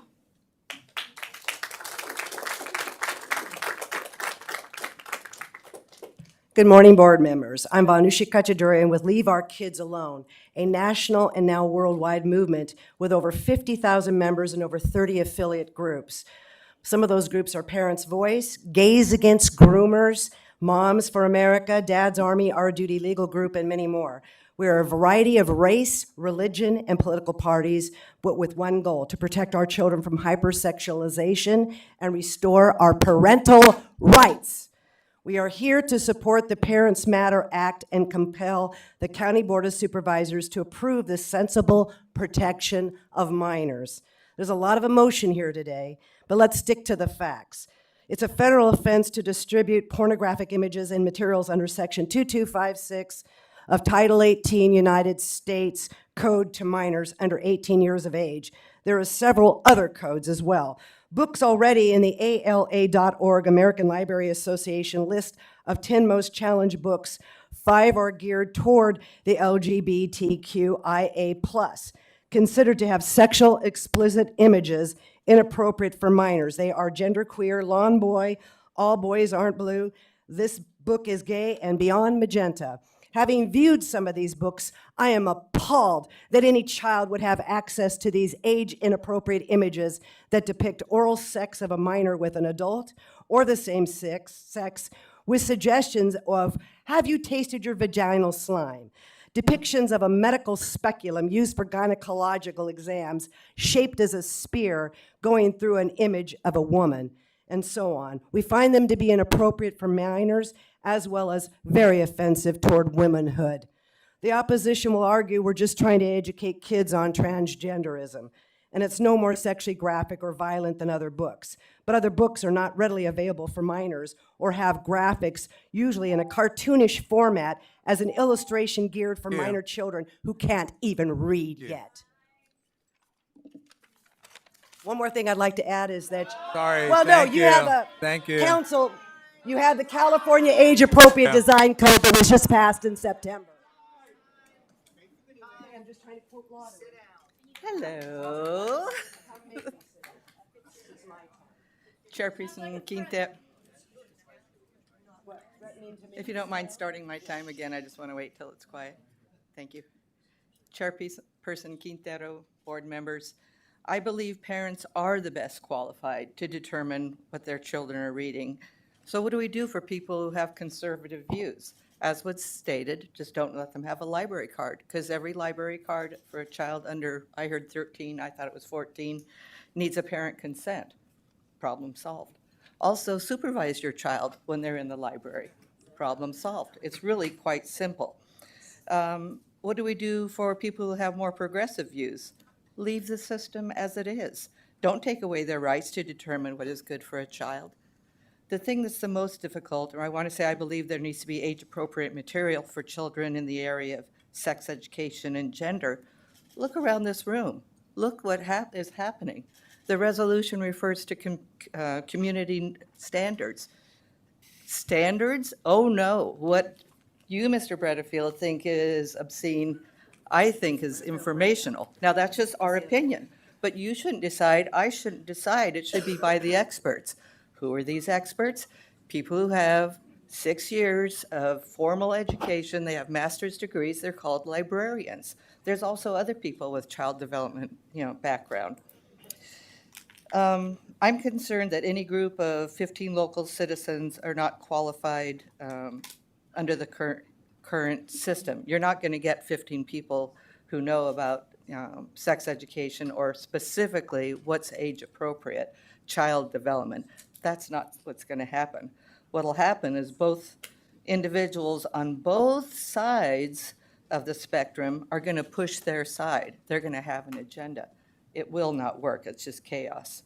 So I'm opposed to this resolution because, one, parents with more conservative views have solutions to their concerns, and I understand those are real concerns. Two, because of the range of opinions. Thank you. Thank you. I practiced this, and it was a minute and a half. Dang it. And you did a good job. Thank you. Chairman Quintero, members of the board, I'm in favor of the Parents Matter Act for multiple reasons. One of those is the government shouldn't be in the business of providing sexually explicit material to my children.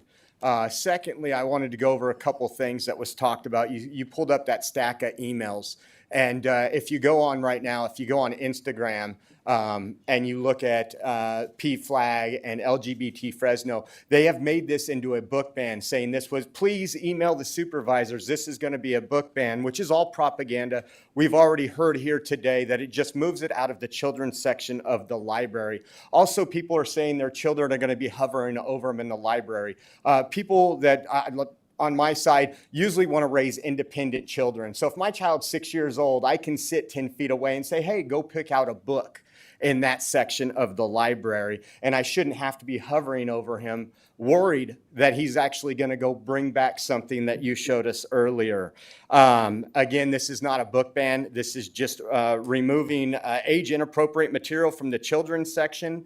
And I asked you guys, when you think about this and when you do your vote, it's the same group that wants grown men in lingerie dancing for children at drag queen story hours is the same group that wants to keep this sexually explicit material in the children's section. I don't know where we've came to. I know it's going to be a little different from when we were all kids, but let's think of morals and values and what we want our children to actually be checking out at the library and what we want them to be seeing at the library. It does not stop a parent, since they're talking about parents being right there with their child. The parent can go check out any book they want for their child. That's what they can do with their library card. So again, this is not a book ban. I support it, and I hope the rest of you do too. Thank you.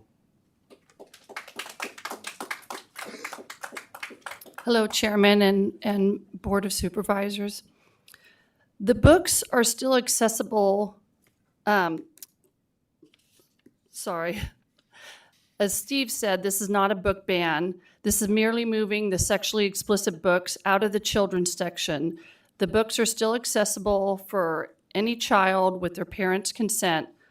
There are books in the library, like Steve showed, that showed adults showering with children, which I personally think is inappropriate for children, and I personally think it's considered grooming. If a parent would like their child to view these books, they still can with their consent. It is merely moving the sexually explicit material out of the children's section to protect their innocence. I would like to ask the supervisors, would you like your children or your grandchildren to stumble upon these sexually explicit books?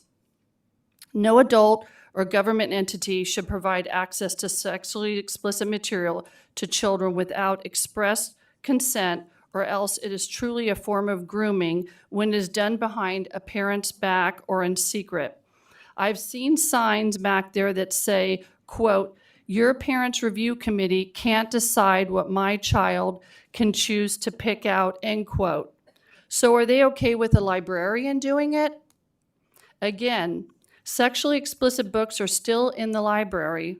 They just would be moved to a different section, out of the children's section. I am in favor of the Parents Matter resolution. Thank you.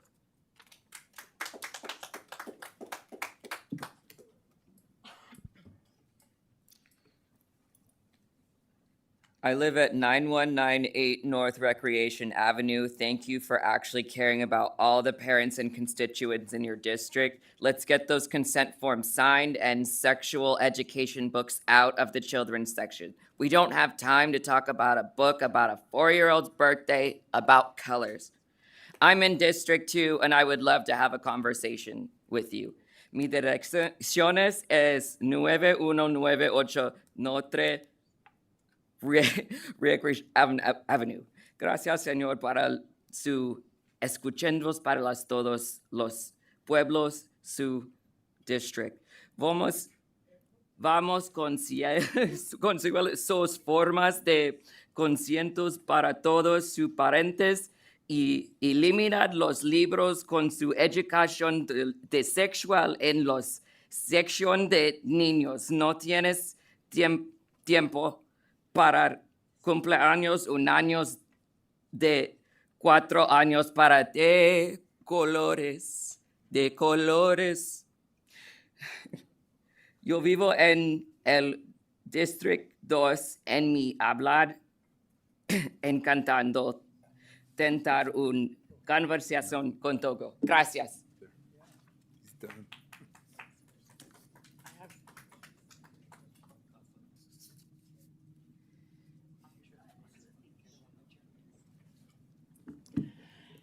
My name is Michelle Gordon Hartman. I was a librarian at FCPL for 9 years, and I most recently served as the manager over the collection from 2020 until I resigned my position in September.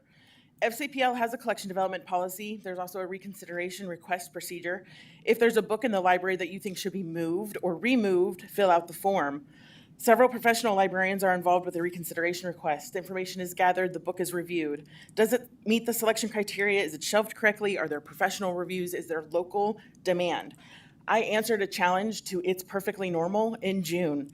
That book has been checked out over 400 times in our community.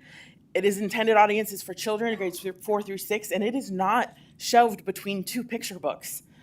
You say your concern is about sexually explicit or obscene materials, but the Supreme Court has already decided this. Vendors cannot sell the library materials that pass the legal threshold of obscene or pornographic. What you're concerned about is the word appropriate, for which there is no legal threshold, because what is appropriate for my 10-year-old is not what may be appropriate for yours. And it is not up to you to decide that for me, and it's not up for me to decide that for you. When challenged at this press conference the other day, that gender identity is not sexual or controversial, Supervisor Brandow responded, "That's your opinion." And that is exactly the point. What you deem as inappropriate, it's not up to you to decide for me. It's not up to a committee. We're talking about restricting access, which is a form of censorship. The library serves all of Fresno County residents, including the ones that you or I may not like. It is the right and the responsibility of a parent or guardian or caregiver to monitor and decide what their child and only their child accesses at the library. The U.S. District Court for the Northern Texas District ruled in Sun versus Wichita Falls, those seeking to restrict access to information should be forced to take affirmative steps to shield themselves from unwanted materials. The onus should not be on the general public to overcome barriers to their own access. I'm asking you to not vote for this. If there's a book that you don't like in the library for you or your child, don't check it out. Problem Thank you. solved.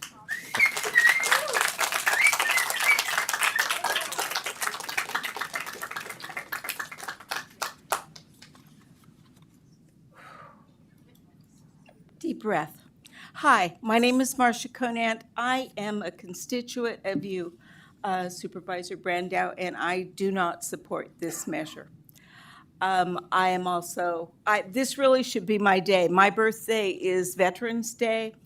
I was a premature birth. Yes, I stayed in the incubator too long. I am an adoptee, and I adopted 2 daughters. So this really should be a good day for me to be here. My daughters attended Fresno Unified School Districts. One of our great delights was going to the public library, checking out books. They both grew into readers, went to UCs. One is currently in medical school. I became a parent late in life, so I have 20-year-old children. I know, shocking. I doubt if I'll ever get to be a grandparent. Anyway, I don't trust that any committee that you all would put together would take into consideration that would be reflective of all of this community. Because we are very diverse in our opinions and our thoughts. Are all of these people who are going to be on this board, do they all have children with library cards? Or do they go to the library? Or do they have specific points of view that aren't going to be diverse? This world gets smaller and smaller because we are all so different. And I just don't trust it. Allow parents to continue to monitor what their children read. Never once when I was at the library with my daughters did somebody bolt off to a section and come back with an inappropriate book. And if they had, we would have talked about it then, because that's what your responsibility is as a parent. I don't want them Googling this stuff and Googling something and some porn coming up. I think that's a much Thank you. scarier thought. Thank you all with due respect. Brandy News-Villegas. I am speaking on behalf of local organization Creative Fresno as a member of the board. Through advocacy, events, resources, including the Fresno County mural map and programming, Creative Fresno has spent nearly 20 years working for creative placemaking here in Fresno County. We believe that successful, vibrant cities are characterized and grow when a strong community of creatives drive innovation, engagement, and civic identity. With that, we officially object to the resolution put forth by Supervisor Browndow for the following reasons. Qualified and professionally trained libraries are already properly vetting books through a collection developed process in accordance with the American Library Association. So this is not only a waste of public resources, it's inserting unnecessary power dynamics, and it puts a strain on our librarians.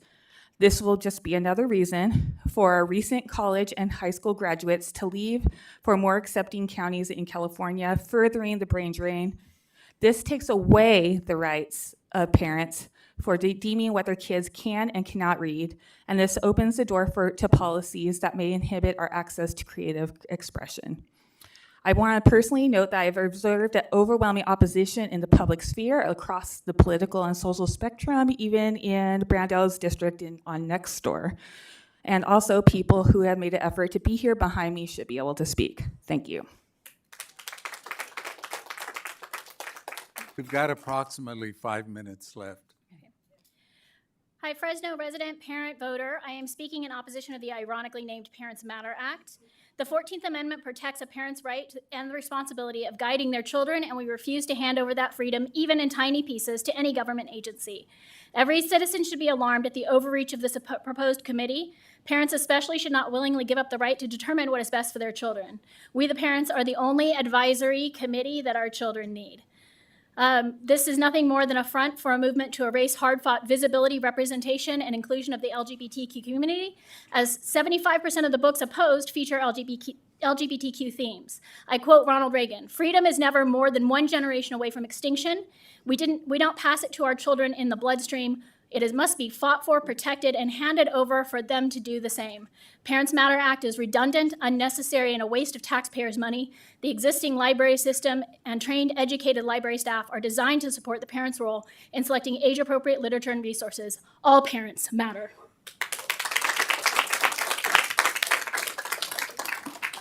Howdy. My name is Jason. I'm a homeowner in District 1. I'm a dad. I take my kids to the library every week. This Saturday we went. We do more than just read. We do crafts.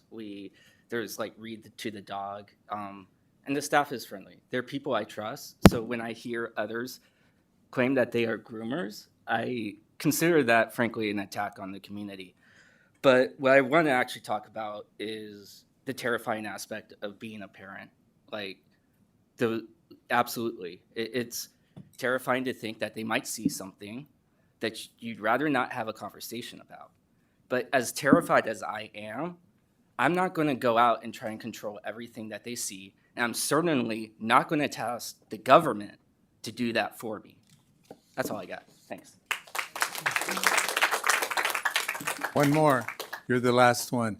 Thank you, Chairman Quintero. Thank you to my neighbors. Good morning, and good morning to the Board of Supervisors. My name is EJ Anahosa. I'm a Fresno Unified teacher, father of 3, and a resident of the Tower District where I live with my wife and 3 children. Supervisor Brandow, thank you for hearing us out today. I believe that this idea is a bad one. On its face, it feels like government overreach. When you say that it's not ideological or anti-LGBTQ or not political, frankly, sir, it's difficult to take you at your word on that. Because we are aware that this is a fad across the country. We do not want to partake in this trend.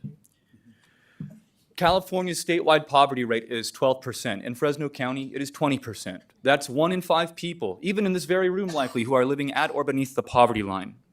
The quality of our air is among the most corrupted in the country. Homelessness is increasing, and we are suffering a massive shortage of affordable housing. Furthermore, the chances that a young person in our community could overcome these obstacles and improve these conditions in our community is increasingly slim, as the majority of jobs created in Fresno County in recent years have been minimum wage jobs. If you would like to invest in the future by investing in our youth, please build more libraries. In fact, we would like a new one in the Tower District, please. And please address those issues which I've mentioned. The air that they're breathing is increasingly dirty, and their health outcomes are worsening as time goes by. I appeal to the shared values, the values that we share as the citizens of this great country, the freedom of thought, the freedom of expression, the freedom to be self-determined. One last thought. Diversity of thought is critical and essential to the development of a great mind, and I believe that we want that for our young people in Fresno County. And it's also essential for the development of a great society, which we want here in Fresno County. Thank you, Supervisor Brando, for hearing us out. Thank you. I'm sorry, that concludes the public comment. I'm sorry, I set the limit at the start. If you'd like to raise your hand to say if you support it, the Parents Matter Act, you can raise your hand right now. If you're against the Parents Matter Act, raise your hand, please. Okay. Thank you. Thank you. Thank you all for your comments and appreciate the order that we're having. Now I'd like to bring it up to the dais and have our comments from the board. Thank you all very much. Okay, with that, I'll start with Supervisor Magzik. A couple of quick comments. Just irony is not lost on me. The previous discussion item, we were talking about Measure C, and many of you spoke about the importance of allowing a committee of 10 to kind of shape the way that Measure C is to be formed. With this, we're talking about a committee of 15, and many of you are opposed to that. So what this shows me is not only how divided we are as a group, but if it's good on one item, it should be good on another item. And so I wanted to bring that up and also thank all of you for sharing your opinions. For me, this is one I've been studying quite a bit because I'm for more liberties and freedoms, absolutely, but at the same time, too, all 5 of us represent all of the county. And many of us have heard from our constituents, and I don't know how we're going to vote at the end of the day, but I represent District 5, which is the east side of Fresno County, and many of my constituents have not only reached out to my office through emails, but telephone calls, sharing with me what they would like to see. And I know that there was a poll that was presented today, kind of an informal poll, and I've seen some informal polls done as well. Fox 26 did a poll, and I called Fox and asked them what were the results of the poll at the end of the day, because I think they had taken it down off of their website. And what they shared with me is 71% of the people who weighed into that poll supported this resolution that Supervisor Brandow was moving forward with. And I'm one. I don't agree with the clapping and cheering because I'm just making general statements. And what I want to do is just put information forward because I listen to the information you put forward, but I want to put some general information forward as well. And so, with all of this, all of that being said, as I listen to everything, I think it is important. As a father myself, I have 3 children, and looking at the libraries that I walk into today, the displays, the books are very different than what I experienced 25, 30, 35 years ago when I was going to the library. And so to me, it's important for us to continue to have more and more dialogue, both the left, the right, the people in the middle, so we all can hear each other. Sometimes the loudest voices are the only ones that are heard, and the vast majority of the people who are in the middle, their voices are left out. That's why a representative democracy is so important, because we truly are the only ones who are elected by a majority of those representatives from the county of Fresno. And so with that, I also want to point one thing out, and I apologize, Sally, for putting you on the spot. Sally, if you can stand. Sally is our new county librarian, and she is stepping into a role which is extremely charged, but I can tell you I've had the pleasure of working with Sally for over 20 years when she used to work for the Clovis Independent and her involvement at Fresno EOC, and she is an amazing person. So please be kind to county staff because they have a very difficult job. But at the end of the day, this Board of Supervisors sets policy for the county, and I'm prepared to do just that after the board members make the rest of their comments.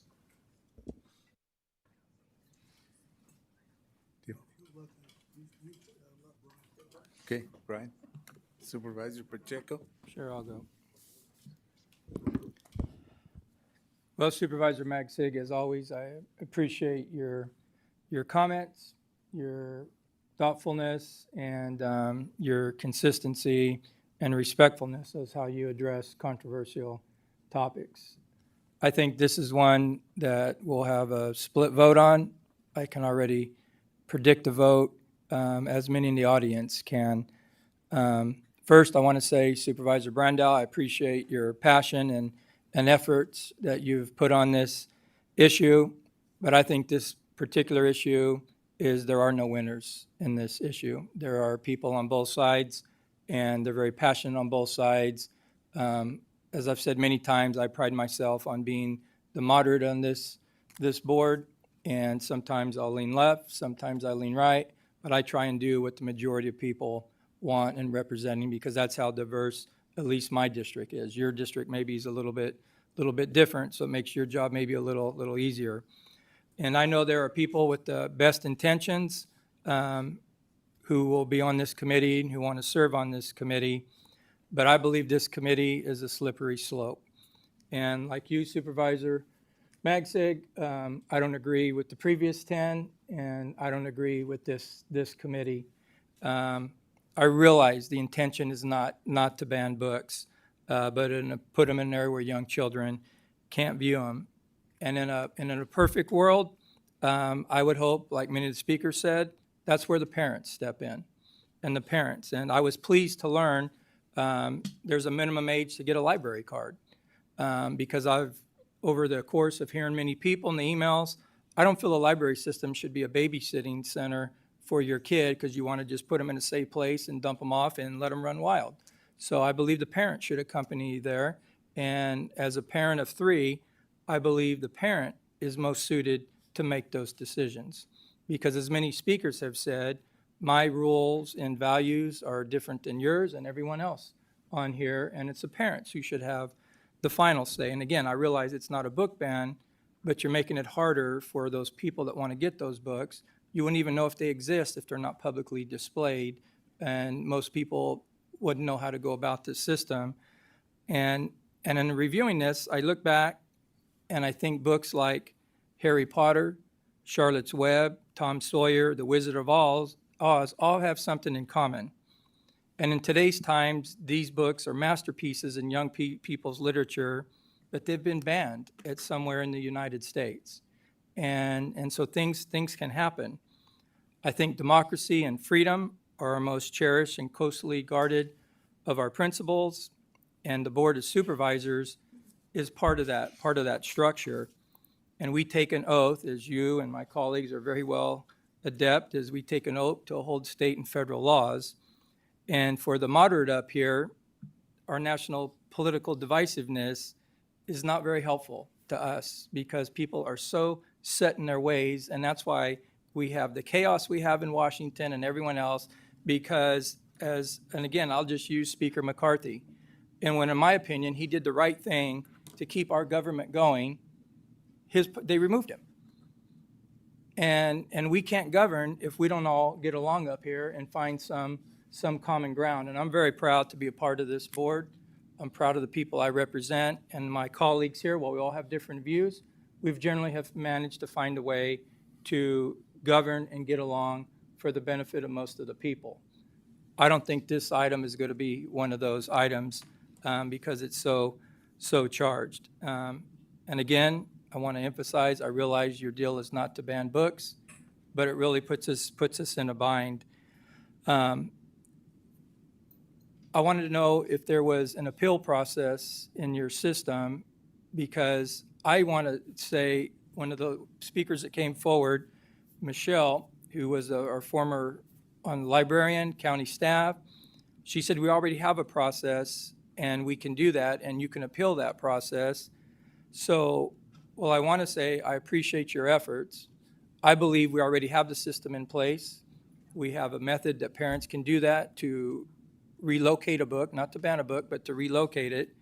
So I find this is a little bit redundant and it's a slippery slope I personally don't want to go down. And for me personally, I think we take what is a parental personal issue and we're now politicizing it, and we shouldn't do that. I think the parent should have the ultimate control, and again, it shouldn't be by a group of people that government people appoint to tell you what's appropriate, not appropriate for your kid. That's a parent's job, not ours. So, Mr. Chairman, I will not support this today based on those reasons. But again, I understand your viewpoint, But I just think we need to find a better ground, and I don't support the committee process in this at all. I think our county library has done a fantastic job. I don't envy you at all for stepping into the role. I mean, you got to thank Ramon for stepping down last week, and throw you right into this. But I believe what Nathan said is good, is we set the policy and you have to implement it. And everything I've heard, you've done a fantastic job. And I look forward with working for you in the future. And you got to have a thicker skin because no matter what happens, you're going to be under a little bit of heat in the next few weeks. So I appreciate what you're willing to do on behalf of all the citizens of Fresno County. And I'm done, Mr. Chairman. Okay. Supervisor Mendez? I'm always a make lemons out of lemonade kind of guy. So there is some things with the way the resolution and the actual rules that really aren't, I don't think are really workable. I think if you had a committee, it would need to be down to 11, not 15.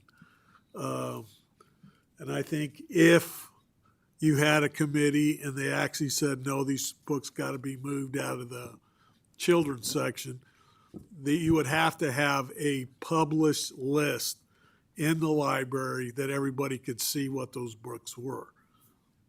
I'm just looking at this and saying, here's things that are wrong with it. You'd have to do that.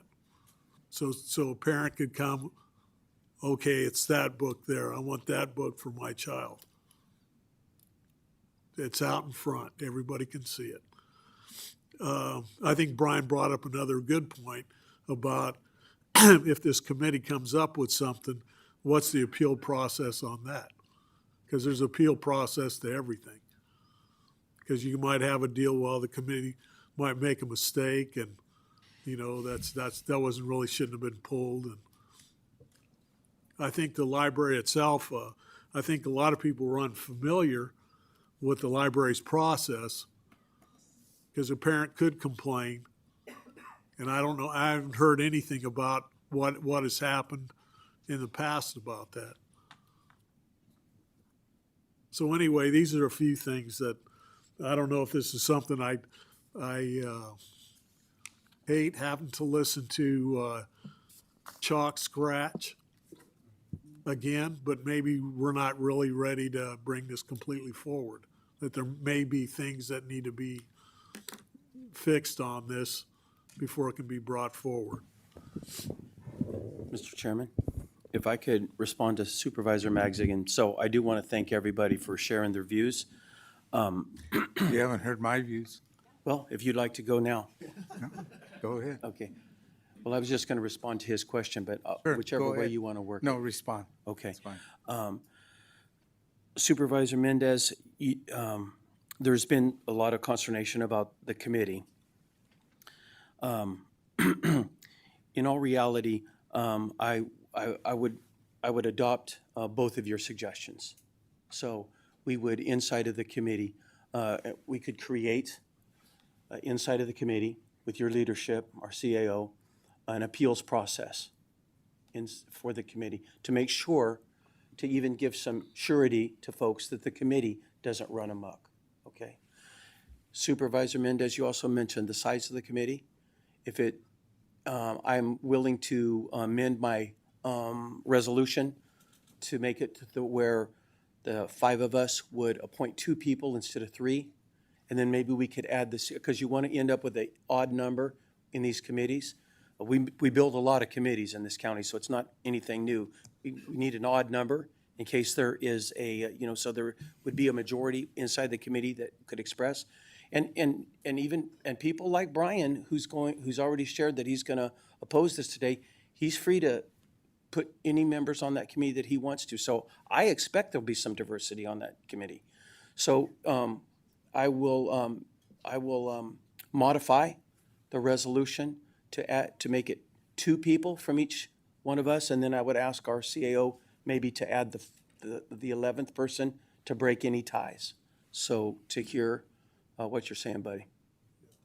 I just want to make one other before Sal talks, that no matter what we do today, 3 other supervisors, even in this group, could change it down the road. and if it isn't working, throw it out. Yeah, true. Okay, my turn. I guess I'm the tiebreaker. Want to thank everybody for the comments, emails, regardless of how it was organized, who organized it, or I know there's a lot of individuals that also sent their own personal thoughts on the matter. And one of the things when I first heard about this, I wanted to check and see if there was a process to this, and if anybody that has any objections to where the books are located or who reviews the books. And Sally, am I correct? There is a process that comes down from the state of California to all our county libraries. And the other part that I heard that was mentioned earlier is that if anyone, be it a parent, an individual, or anything, had any objection to any books, they could fill out a form as an individual, submit it to the library, and I guess I don't know where the process goes after that. It's reviewed, or yeah, if you don't mind. My point is there is a process in place for a lot of this. Yes, you are correct. We have a process in place for reviewing items that are submitted for reconsideration. Thank you. Both, I respect all my colleagues and whatever thoughts they may have on this discussion, but I know that both Supervisor Pacheco and Supervisor Mendez have to some degree dealt with library issues, as you were both school board members for different school districts. And I appreciate that experience that you brought forward. And I do, a lot of what you were going to mention is what I wanted to follow up with. And the thing that kept resonating, and I've gone and talked to a lot of folks about this, is the one thing that stuck with me, and it seems both sides keep repeating it, is parents matter. And, that with that, it's more that for me, that the parents should be able to decide what their children should read and that type of thing. And I mentioned earlier, too, at the start of the meeting, that one of the things that I do appreciate about our colleagues is that we're able to agree to disagree and move on to the next issue. But always in the forefront is what we feel is what is the best for Fresno County. And to me, we already have a lot of the safeguards in place on what we have in our libraries and where they're located. I mean, somebody brought up to me as I were talking, they go, well, maybe we need to ban National Geographic out of the library. And I said, well, I don't know. I think they're in all the libraries and biology books as well. So there's a lot to be said about that, too. That's a whole different discussion. But I think it's more, the parents, I feel, should be the ones raising the children, not the government. And so with that, I want to thank you, Supervisor Brandel, for all the work you've put in, the thought. And, I just feel we have a good system in place, and I'll respectfully disagree.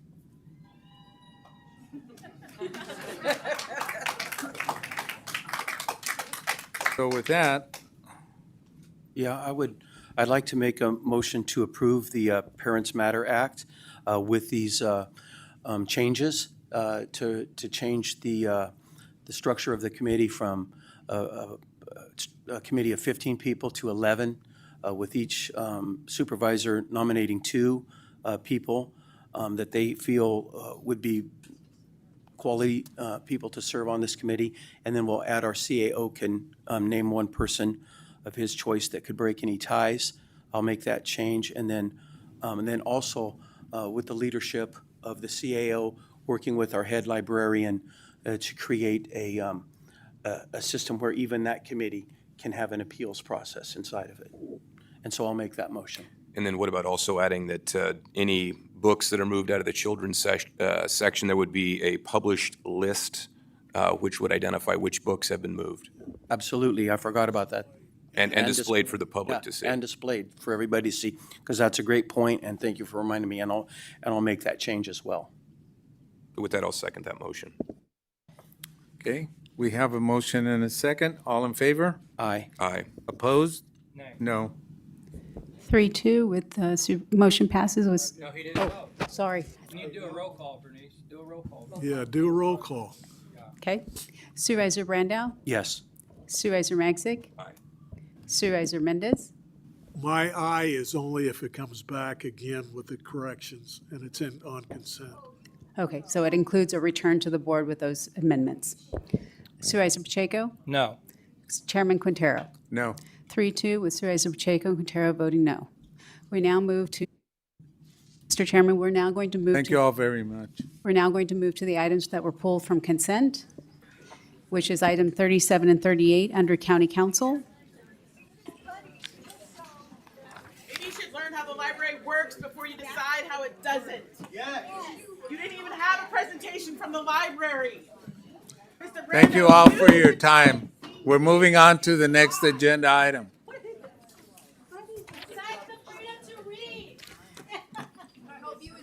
Mr. Chairman, with your permission, the individual from the public pulled both I'm items. sorry, I didn't, With your permission, could we take 37 and 38 together since it's the still same? can't hear you.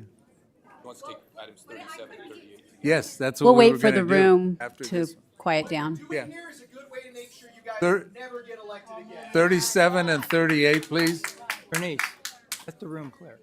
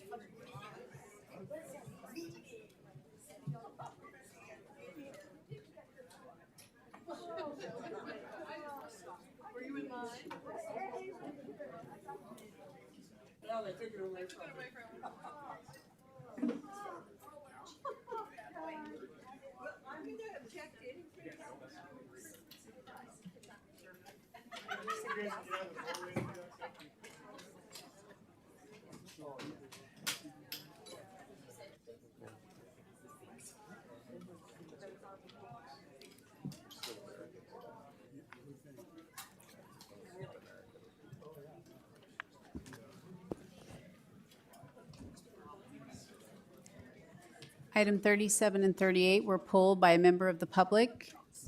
Under County Council, item 37, conduct second hearing and adopt an ordinance calling for a special election to be held on March 5th, 2024, for the purpose of submitting to the voters of county a measure to amend Section 15. Item 38 is for Section 12, so 15 and 12 of the Fresno County Charter related to the board's duties and powers and directing the consolidation of the special election with the statewide primary election to be held on the same day and waive reading of the ordinance in its entirety. Mr. Cedarborg, did you want to make any opening I do comments? not. I believe this was called up by at the request of a member of the public. Yes. Okay. Hi, I'm Dee Barnes, and been a resident of District 3 since 1977. I want to speak against 37. How many times today have we talked about representative government? And yes, we do have a representative government. And although I have never missed an election since I was 18 and became a registered voter, my kids vote. Our 2 grandchildren that are old enough to vote. I vote in every special election, every primary. However, every one of you sitting up there knows that not everybody does. It's a sad fact of life that certain elections pull more voters out. So why would we, as a county, want to fight something that was passed by the state to make a couple of our very important elected positions be in years where we all know we get more voters? That's the fact of life. More people turn out in presidential years. So why are we going to spend time and money trying to fight this change to our elections? The district attorney and the county sheriff are two extremely important positions. You would think you would want more people to have a voice on that. And although, yes, they have a voice during the off years, we know a lot of people don't take that opportunity. And there's a variety of reasons. I personally know people on the lower economic scale, because I do a lot of precinct walking. You guys know how active I am in local politics. So we know that people that have to get up at 5 o'clock in the morning, get their kids to school or daycare, work an hourly job, do not have an occupation where they can take off to go vote, because it means hitting their paychecks if they have to take time off. You, as our county elected officials, should want to make it easier and better and more convenient for more of our citizens to be able to use their right to vote. And those are two very important positions. So I would encourage you, don't fight on this. Keep this to where county sheriff and district attorney would be elected in presidential years. It doesn't cost you anything. I don't know why you're trying to fight this, why you want to spend time and money to make it harder for people to vote on those positions. So please, please do not pass this. Thank you.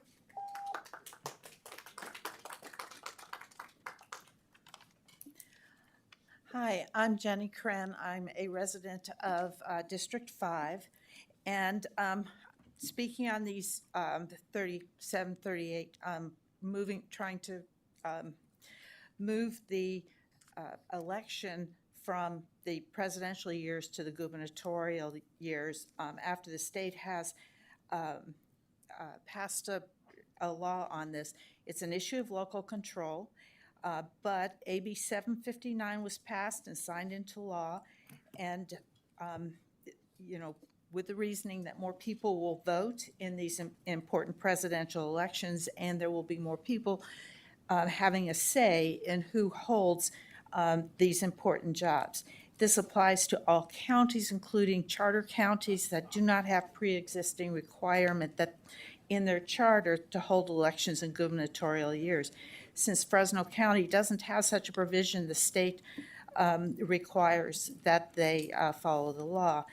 By placing the charter amendment on the March primary and move the elections, they are challenging the state's power to control county elections. It is making a local control issue, but is going to land us in court. And litigation can be very expensive, especially if you're on a losing issue.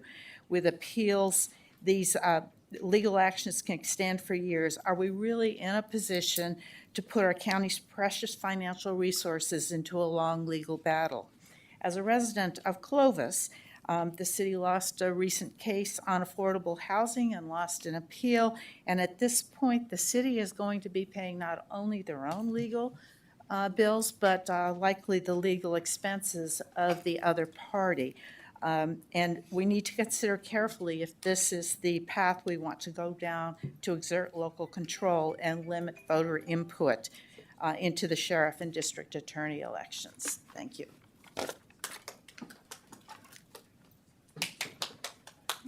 Good morning. My name is Esperanza Avalos. I'm a District 2 resident.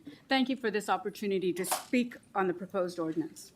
According to data compiled by the nonpartisan Brennan Center for Justice, in 43 states across the country, lawmakers have proposed at least 250 laws that would limit mail, early in-person and election day voting, as well as place stricter ID requirements, limiting the voting hours or making it more difficult to vote by absentee ballot. Contrary to those 43 states that have passed legislation to suppress the vote, California is again leading this country by enacting AB 759 to increase voter turnout for critical local races by moving the elections for the district attorney and sheriff to coincide with presidential elections. Higher turnout during presidential elections cycles guarantee a stronger, more representative government. Assembly Bill 759 will also temporarily extend the terms of DAs and sheriffs who were elected in 2022. They will get a one-time extension, giving them a 6-year term to align with the 2028 presidential election. Presidential elections draw as much as 10% higher voter turnout. The purpose of AB 759 is to promote political equality and enhance citizen participation. Promoting and growing civic engagement is what protects our democracy, while actions to suppress the vote divide communities and weaken democracy. The ordinance on the table today will instead ensure that the DA and sheriff are elected from a smaller, less representative pool of voters by keeping their elections on the gubernatorial election cycle. I ask Fresno County to also stand for political equality and encourage greater civic participation in elections by not enacting this ordinance. Why resist a change that ensures a larger, more inclusive pool of voters that can vote for vital law enforcement candidates who reflect their values and have such an enormous impact on the health of our communities? A more representative voter pool is critical to ensuring our democracy continues to work. Thank you.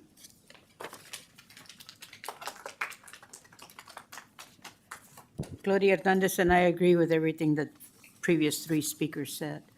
I'm here to address the other issue, your wannabe powers of wanting to continue to be the gods of Fresno County regarding the change of Yokuts Valley. You all lost the lawsuit. You lost it on November 2nd. It cost us money. So why are we going forward with this shamble of measure to try to give you the power to do more than you're authorized to do? The lawsuit clearly says that you're just a municipal, that the state and the federal have power over you. Why are we doing this, County Council? Why are we doing this farce of a measure to take back the name? Because if it applies to Yokuts Valley, it's also going to apply to Cesar Chavez Boulevard. Why are we doing it? You saw the lawsuit. I saw it. Why are we wasting taxpayers' monies doing over and over things that you keep losing in court? This library thing, why are you duplicating the work of the advisory committee that already exists? There's already an appeal process. Why are you doing it? You already lost. You're going to lose again. Just because the voters are ignorant and don't understand the lawsuit and what the lawsuit says, and they'll probably vote yes because of your politicking, doesn't mean it's going to hold water. And you're ultimately going to end up in court. And guess what? Henry complains that the taxpayers aren't there. I'm a taxpayer. And so are a lot of people that are confused and concerned. Confused that you're acting like you have a carta blanca to use our taxpaying money to continue your racism. So why are we going forward with the measure in March? I want an answer from County Council, and I'm going to do a Public Records Act request because I want to know where you stand. What is your defense in putting this on the measure? The governor has already passed it. He signed it. It already went through the assembly. It already went through the state senate. You wanted elected officials to have the power. They had it. Those are our elected officials. So you all need to wake up and read, just like I read. You have no power when it comes to doing something over and above what the government allows you to do.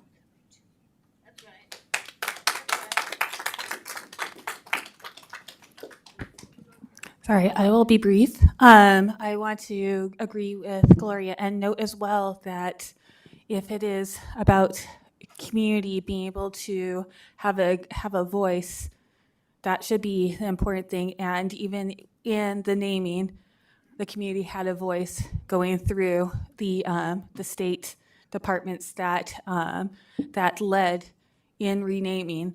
So we need to, I mean, our priority needs to be, I agree and oppose these as the voice of the people, and accessibility does need to be primary. Regarding 37, in all things, accessibility of our community to be able to have input, to be able to vote should be something that all of our elected officials are working towards promoting. And it is shown that there is things regarding elections where if there are changes that decreases that, especially when we have so many family members, so many people who are dealing with their own lives, their own struggles, that the things they vote for do affect, but it is difficult for them to manage when there are more barriers, when there are changes made. So I agree with those who spoke up on 37 as well as 38. Thank you. The board has taken 37 and 38 at the same time. Yes, but I spoke that it was 37 and 38 joint. Okay. All right, thank you. That concludes our public comment. No, they were being kept done together. Well, Pardon? I did not hear you say 38 was being taken at the same time. I just want to say one thing. On the way the language is written for the ballot, you guys are being very deceitful, where it does not actually tell the voters what they're going to be voting on here. I'm 68 years old. We all know, anyone that's even close to my age, there are songs, things we used to say. A lot of people don't even know a Brazil nut, what the real name is on that. Things change. I don't know why you guys are fighting this, why we're going to have more lawsuits. There is so much homelessness and problems that we have in this county. Why are we spending time and money to fight over something that we all know? Our morals, our ideas of what's right and wrong, what's acceptable and not acceptable, change over time. And the language that's going to be on the ballot doesn't say why we have it on there, but we all know it's because everybody is upset. Not everybody, a few people don't want to stop using the term squaw. And that is offensive to a lot of people. And there is going to be so much time and money spent with PACs and lawsuits. This is ridiculous that you guys are doing this. It really is. Shame on you if you pass this and go forward. thank you. One more, you're the last speaker. Okay, my name's Myra Coble. I wasn't planning to speak, but I just have to address, one of the earlier speakers said, we don't have any idea why you want to move the DA and sheriff's elections to the gubernatorial years. Well, yes, we do. We all know why that's going to happen, and it's a partisan issue. It's because less people vote in the gubernatorial elections, and normally Republicans do better when less people vote. We believe that more people should be encouraged to vote and should be allowed to vote, and especially on these important seats. So, I could not just sit there and say, oh, we don't know why you're doing this. We do know why you're doing this, and we're not going to let you do it. Thank you. Thank you, Ms. Coble. Okay, with that, I'll bring it back to the dais. Is there any comments from the board? Supervisor Magzik. So in regards to item 37, again, I'm sitting here and there's a lot of irony because the most powerful person in the state's the governor. And the governor is where we want to keep the election cycle of the DA as well as the sheriff. So if we're going to move elected officials, I would say let's move everybody to one cycle. But if we were to do that, we would have a ballot that would have 300 items on it. So for me, as I look at this, it is about local control. And I've been very clear about where I stand on this particular issue. We've voted on it previously, and I think the reason it was on the consent item is it's normal process for us to hear these things multiple times to give the public an opportunity to weigh in. And I respect that, and I respect the comments. But again, as I look at this issue, if the comments that are being made, why we need to move the sheriff as well as the DA's offices to the presidential cycle, those comments need to apply to school board members, all council members, every race, because in my opinion, every race is very important because they do represent children, local governments, and they're all equal in my eyes. So we're either going to have a split system like we have now, a gubernatorial cycle and a presidential cycle, or we're going to move them all to one cycle, and that would be very difficult for our elections clerk. Supervisor Brandow. Thank you, Mr. Chairman. And I first brought this onto our agenda some time ago, and so today is a special, or a second hearing of that. And I just really do agree with the point. I'm gonna address only item 37 right now. And I have a technical question. Are we gonna vote on these two things separately, right? Okay, so I'm gonna talk about 37, and then I'm gonna make a motion about 37. And then somebody else can do 38 if they'd like. But Supervisor Magzig, you jumped in and you brought up a great point. The presidential election argument, to hold something in the presidential cycle, at the end of the day, that could be applied to almost everything. I mean, that could be applied to every single issue. Somebody could say, well, why don't we just hold it in the presidential cycle, because there would be more people voting, okay? So, you know, to me, that item is not strong enough unless, as Supervisor Magzig talked about, we just jettison the off-cycle, off-presidential cycle election altogether. But the problem with that is we have a lot of stuff that comes to us to be voted on. And when I brought this item up, to me, I understand, Dee, I understand your view, okay? But I actually hold the opposite view, that taking these two important offices for our county and highlighting them allows us to really put a lot of emphasis on those two very serious elections. And so with that, you know, I have been persuaded that Fresno County should give up its ability to make those choices to the governor. I think we should retain our rights in Fresno County to make some of these decisions regarding our own elections. So I'm prepared, I'm going to make a motion that we adopt item 37 as it is suggested in the. And I'll second. Okay, we have a motion and a second. All in favor? Aye. Opposed? No. 4-1, motion carries with Chairman Quintero voting no. And then on item 38, this is one, and I appreciate the comments from the public, but as we've seen, there have been multiple issues that have come up, not just one place or one street, but over and over again, different groups are trying to make changes. And I agree, change happens, but I think that there needs to be maximum public input, and really a lot of those changes need to happen at the local level, because when you look at California and how nuanced it is, there are millions of places, and there's a history behind all of it. And some of that history is not positive, but we need to talk about that, not forget it, try to erase it. But at the local level, we need to hear the good and the bad. And I really feel that both the state and the federal government are beginning to get more and more involved in issues that are very nuanced, and the state and federal government can't do it. It's something that's meant and should be dealt with at the local level. So that's one of the reasons why I brought item 38, and I'll make a motion for approval. Okay, we have a motion. Is there a second? I'll second that motion. Okay, we have a motion and a second. All in favor? Aye. Opposed? No. 3-2 with Supervisor Pacheco and Chairman Quintero voting no. That concludes all our consent items, and now we return to your regular agenda. Item 11, under County Clerk Register of Voters, consider and take action on one of the following options. Option 1, approve and authorize chairman to execute an agreement with Integrated Voting Systems Incorporated, DVA Integrated Voting Solutions for ballot printing, vote by mail processing, vote by mail envelopes, and other mailer services effective November 7, 2023 to June 30, 2024. Option 2, approve and authorize chairman to execute the agreement with Pro Document Solutions Incorporated, DBA Pro Vote Solutions for ballot printing, vote by mail processing, vote by mail envelopes, and other mailer services effective November 7, 2023. Mr. Coos.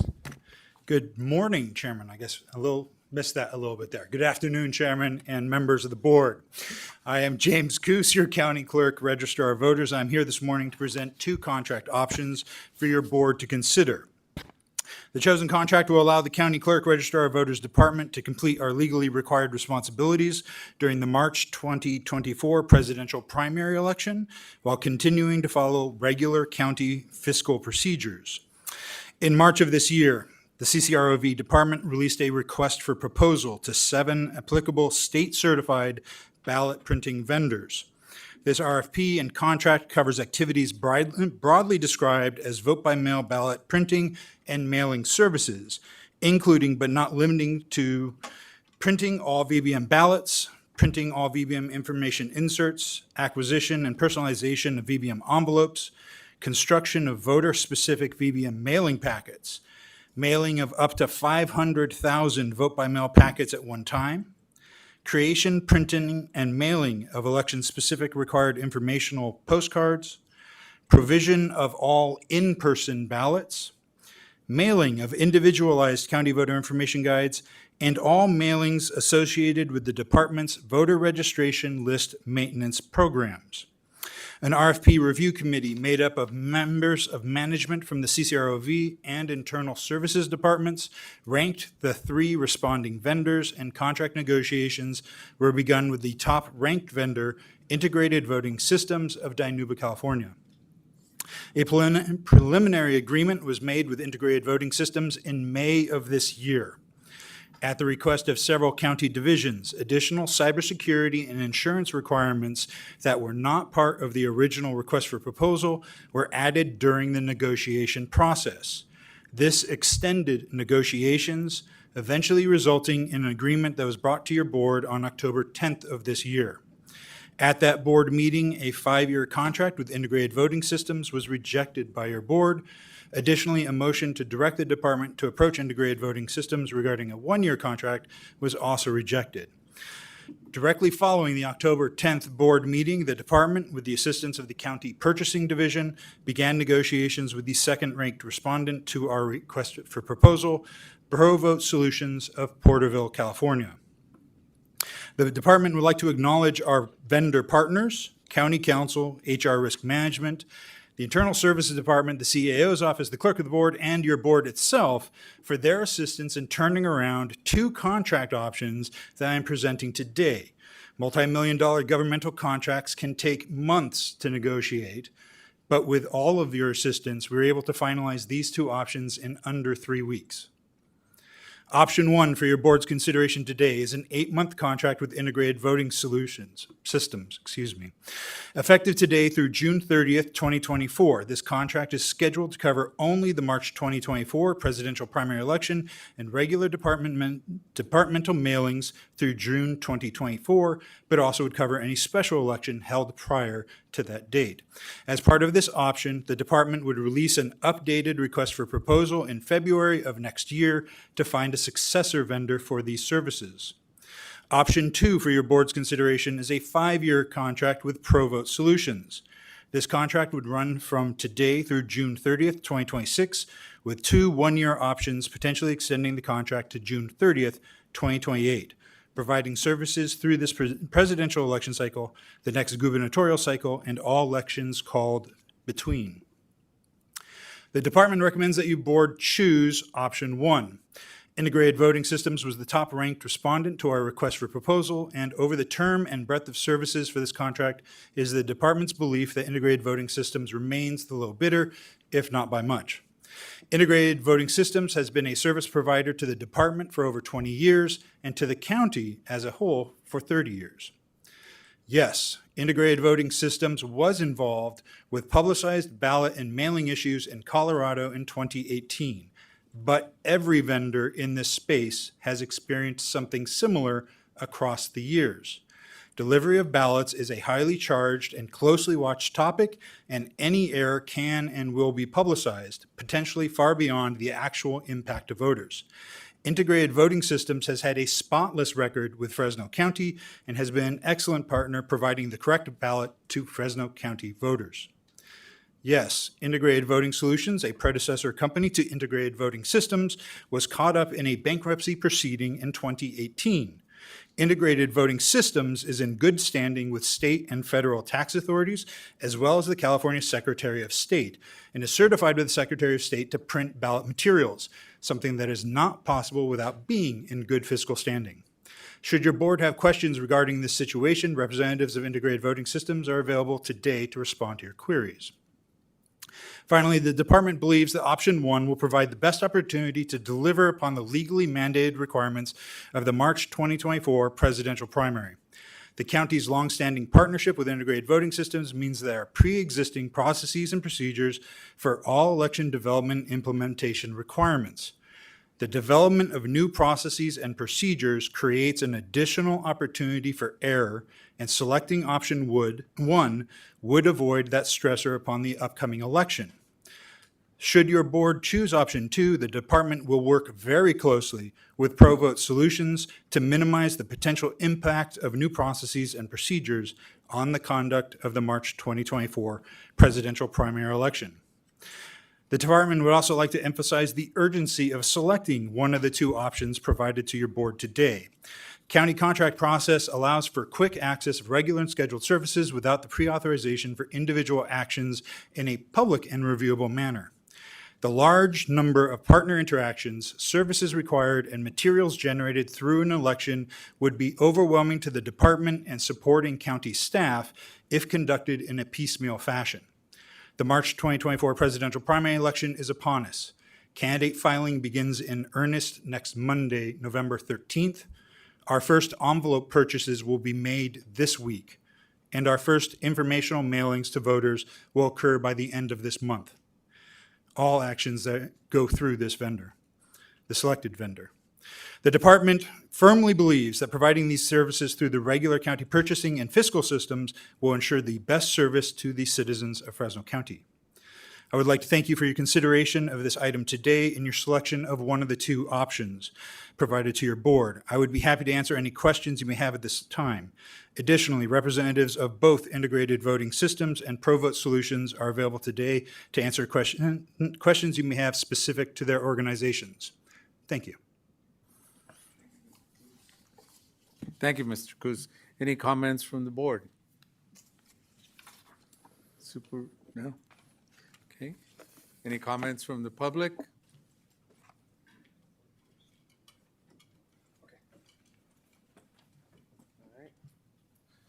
Good afternoon, Board, and thank you again for the opportunity to speak on this topic. I support the second option today and suggest you work with ProVote Solutions. I feel obligated once again to express that I do not support the vote-by-mail system as a whole based upon the countless hours of personal observation and research. I believe it is unnecessarily complex in creating unnecessary weaknesses and vulnerabilities. I firmly believe we would be better with a much simpler traditional form of voting that we previously relied upon and much of the world still uses. I would also like to express that I am not intending any insinuation of conflict or problems within our local office. In my personal experience, Mr. Coos and everyone within his office and the warehouse has been extraordinarily professional, knowledgeable, and receptive of any request for information. I have nothing but praise for the individuals. My concern is with the system, laws, and methods of voting. However, I understand that with these current state laws and policies, our county is restricted and limited in our choices, particularly with the recent resolution of AB 969. At a previous meeting, I, along with other members of the community, brought to your attention issues with Integrated Voting Systems Incorporated, and I still maintain that this company would be a poor selection and discourage a contract with them for all the reasons stated at that meeting. And if I have time, I can revisit some of those. Last month, it was reported that this vendor, Integrated Voting Systems, made another error in Teller County, Colorado, and sent 15,000 voters incorrect ballots in a county with a population of 24,926. That's a pretty significant mistake. In my research of the alternative presented today, ProVote Solutions, at this time, I have not found anywhere near the level of issues I found with the previous vendor. The largest issue I have found at this time was a report of an error of sending 2,666 duplicate ballots by mail to individuals of San Luis Obispo County during the 2020 primary election.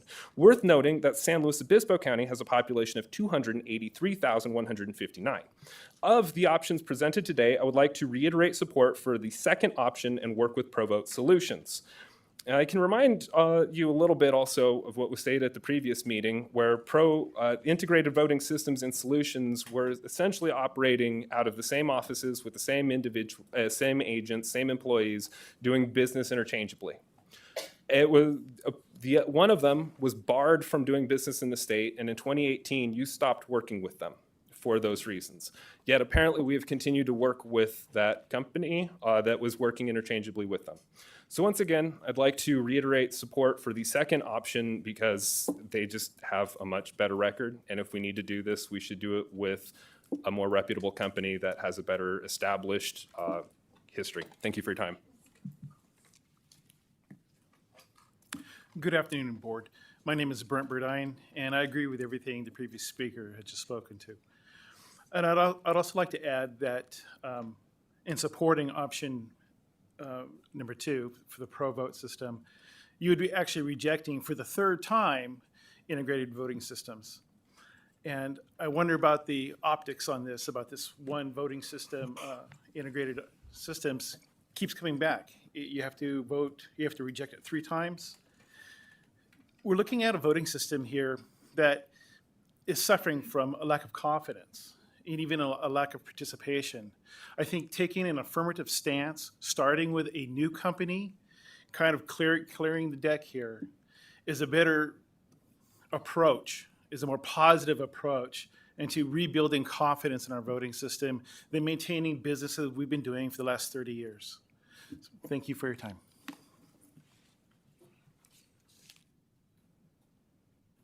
I keep wanting to say good morning, but we're not there anymore. Good afternoon. My name is Tammy Richardson, and I just wanted to say that I too support option 2. We're going into it knowing a 3-year contract with an option for 2 years, so we're not locked in for 5 years with this company. We've already talked numerous times about the IVS, and again, I'm not sure why it's brought up again. This is our 3rd time, but a lot of things I heard several people say several times today about local control. I believe in local control. Unfortunately, we gave that up with the Voters' Choice Act, but I would hope that you guys would take at least what systems we use seriously and do your homework and look into approving pro-document solutions or pro-vote solutions. Thank you.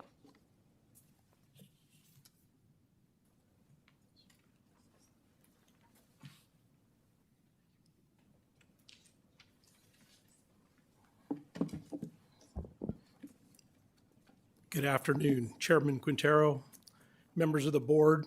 My name is Brad Steers, and I'm the past president and current advisor to Pro Vote Solutions, who you are considering for a ballot printing contract today.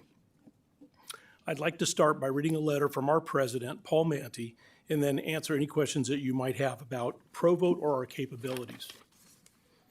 Dear members of the Fresno County Board of Supervisors, please find this letter as affirmation of our commitment to Fresno County and justification as to why Pro Vote Solutions, Pro Vote, is the most qualified choice as your professional election printer. We presume the board has some history of vendor concerns, so for the sake of brevity, I will keep our points concise as possible to support a quick decision. Pro Vote is well established, highly respected, and financially sound. Pro Vote is also the largest election printer in California. We've invested over $5 million in systems, services, and equipment during the last 18 months solely to support our customers, enhance the quality and security of election printing services. These investments not only add capacity and redundancy, but they also serve to increase our quality inspections and auditing capabilities so we can provide our counties with assistance that their elections will run smoothly. These investments include, but not limited to, a 4th certified election printing press that can print over 1 million ballots per day. This addition not only balances our production, but also significantly increases the quality of the printed ballots. We are confident in our ability to handle Fresno County's election printing needs, even within the current timeframe. A $250,000 inline camera inspection system capable of capturing 4K still images of the ballots front and back and flagging any potential issues. The system scans the printed image and compares it to the intended image at a high speed It's so sensitive that it will flag an errant pixel, incorrectly printed, or even a small insect that might have landed on the ballot. A second high-speed cut and fold line has been added to increase capability, capacity, and redundancy. A second inserting line was designed specifically for the demands of the California vote-by-mail needs. This includes a full camera matching system, and it ensures the delivered quality and an audit trail of the vote-by-mail ballots. Images of all vote-by-mail packages are captured for future audit in case there is any question. We're a highly secure facility complete with RFID, fenced perimeters, zoned internal operations. Thank you, sir. Could I have another minute? No. All right, thank you.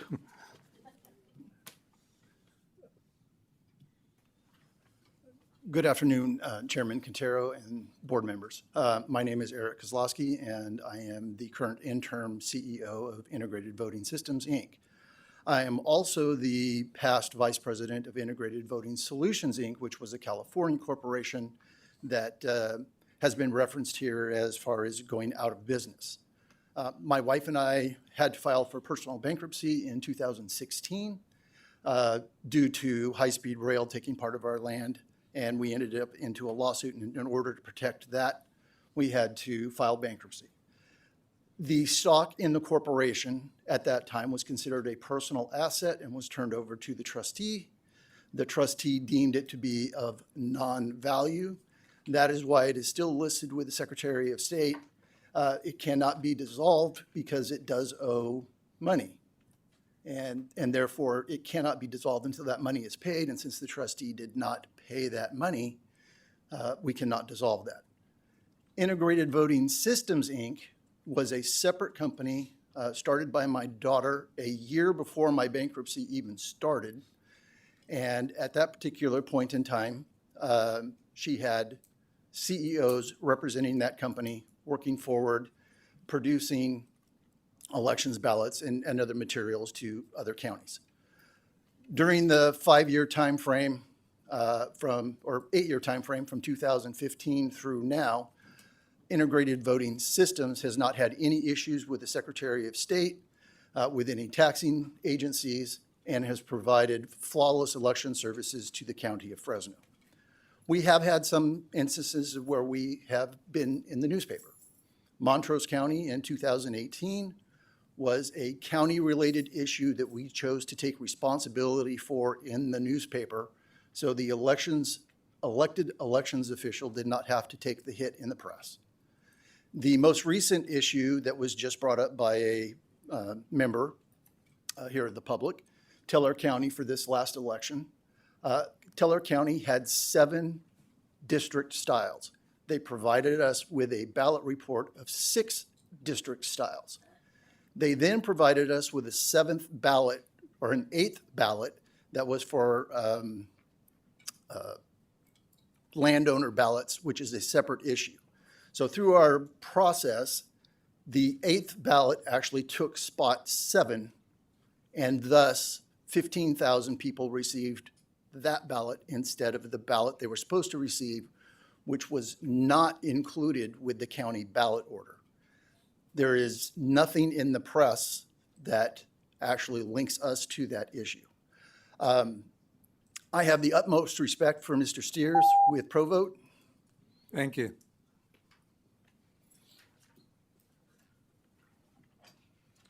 Hello again. I recognize that I want to express my appreciation to James and to everyone in the clerk's office, because I know that this is going to be they're working so hard right now. I can only imagine with elections, and appreciate their work on this. I recognize that both of these are viable options that they are supporting, but have recommended one, and so I would like to support that as well, both with very real concerns about not creating any other delays, any other potential problems as we're getting this close to the election, that we do not want to create any more hardship or challenges for our hardworking staff that are working to ensure that the elections go as smoothly and efficiently and accurately as possible, which I know that with in implementing Voters' Choice Act, which has given more accessibility, that the Elections Office has done an exemplary job and has worked very hard to ensure that everything is taken care of. And they had noted that that this, in option one, that the that the vendor has actively stepped forward to offset delays caused by department and vendor. And I think that it is these things, these actions, to help mitigate any hardships that have shown that this, this close to election, that this would be with their recommendation and their experience with it and their experience with elections would be, it sounds like, though either one is good, that this would be the better of the option. Thank you.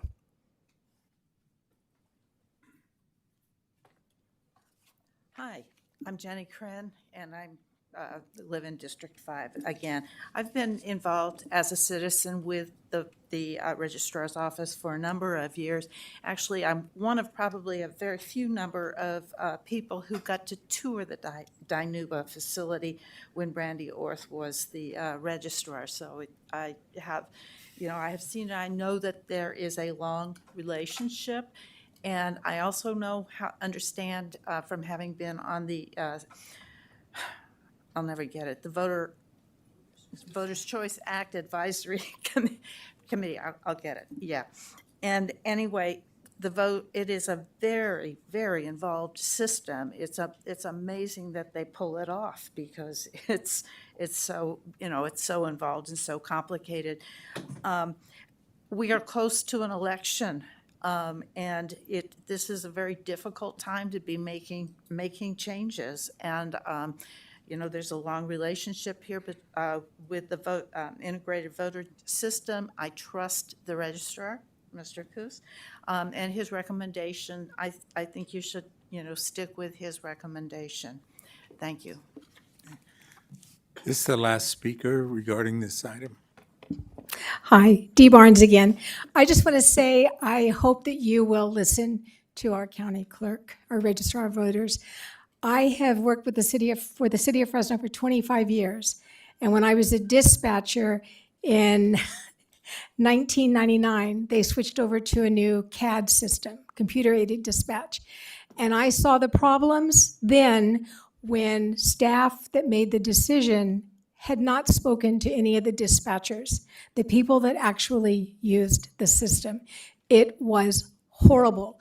And last year, the city of Fresno switched to a new financial software system, and I have seen the problems that have been created and that staff are dealing with when managers don't actually listen and talk to the staff doing the work. So I just would like to support our registrar of voters. I think he and his office are very professional. I think they work very hard. They have a very tough job, especially in the current political climate. But I just hope that you will listen to their recommendation. Thank you. Thank you. With that, we'll bring it back up to the dais. Any comments from the board? Yeah, I want Paul to comment on this. You want me to give my opinion? Yeah. So good afternoon again, Paul Nerland, your CAO. First, I want to applaud James. So leading up to the prior contract coming to your board, we've really placed an emphasis on making sure our contracts have cyber liability coverage that meets the standards that we should have for this kind of system and this kind of data. So that caused some of the delays of bringing the IVS contract forward in the first place. That being said, when I look at the options before you and I think about it from a risk management standpoint, option number one provides getting through this March election because of the late date that we're at, but also gives a new RFP and gives time for that extended partnership that we would look to in the future. And so the options before you, that is the one that I would recommend to you. Supervisor Pacheco? Mr. Chairman, yep. The three of us on this side of the dais were the ones that held this item up because of the concerns that were brought forward with the public. I have also met with James after this. James, it's my understanding, too, that option number two, we're not being indemnified should something go wrong on that contract. Is that accurate or not? No, we are fully both, we have agreements in both of these contracts covering cybersecurity, covering risk insurance. They are slightly different in the details, but yes, we are indemnified in both contracts. Okay, okay. Well, that's good to know, because I was under the impression that maybe we weren't on number 2.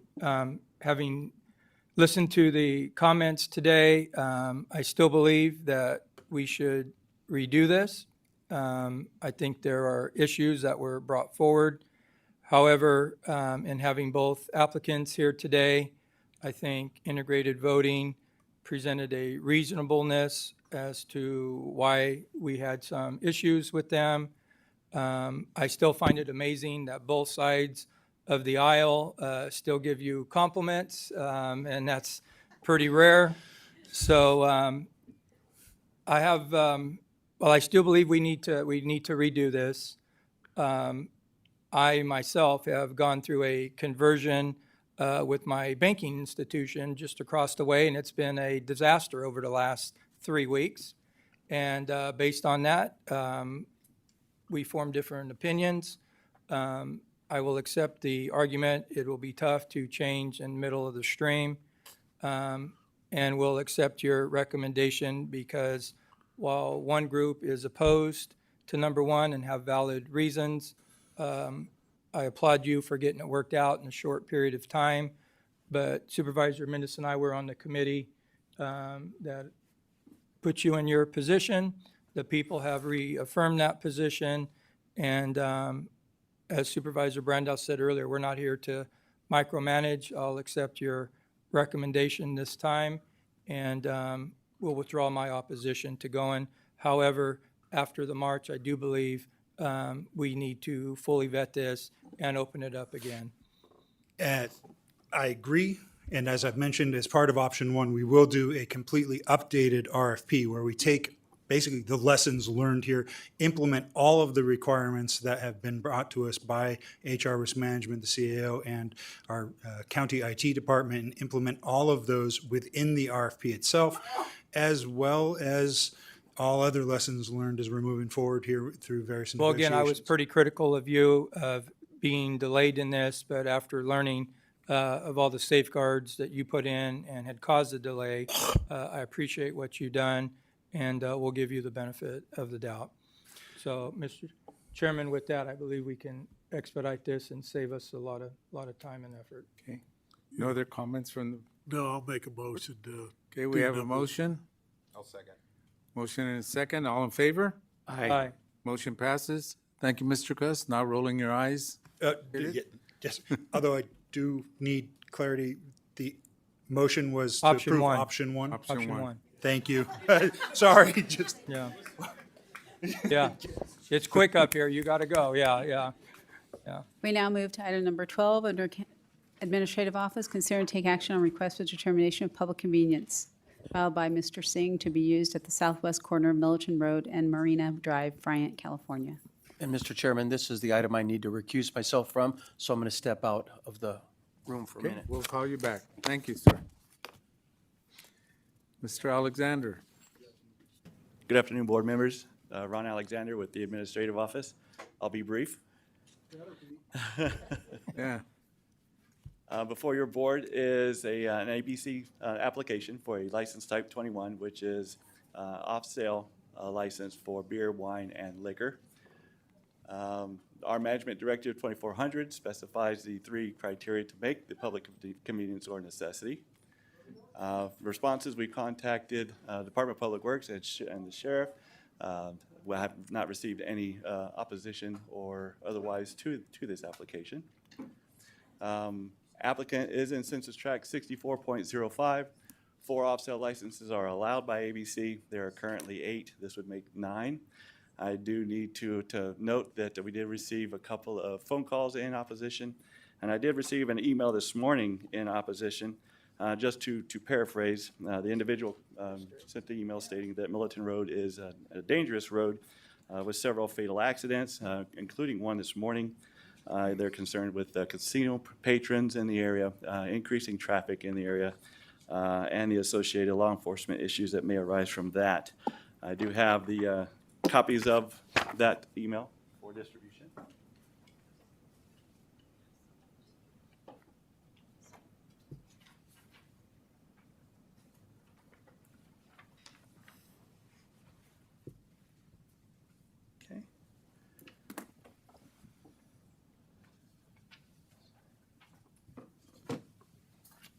think I need to have it up there for very long. Okay, we can move on to the next slide.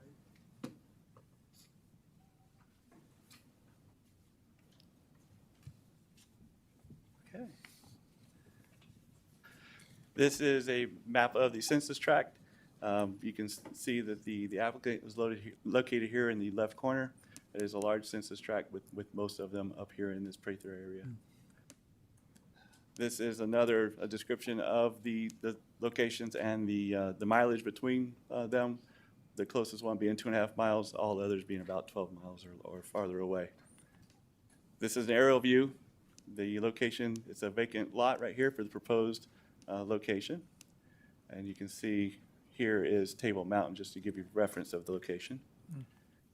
And here we got a north view of the applicant site, the east view with Table Mountain in the background, south view, and the west view.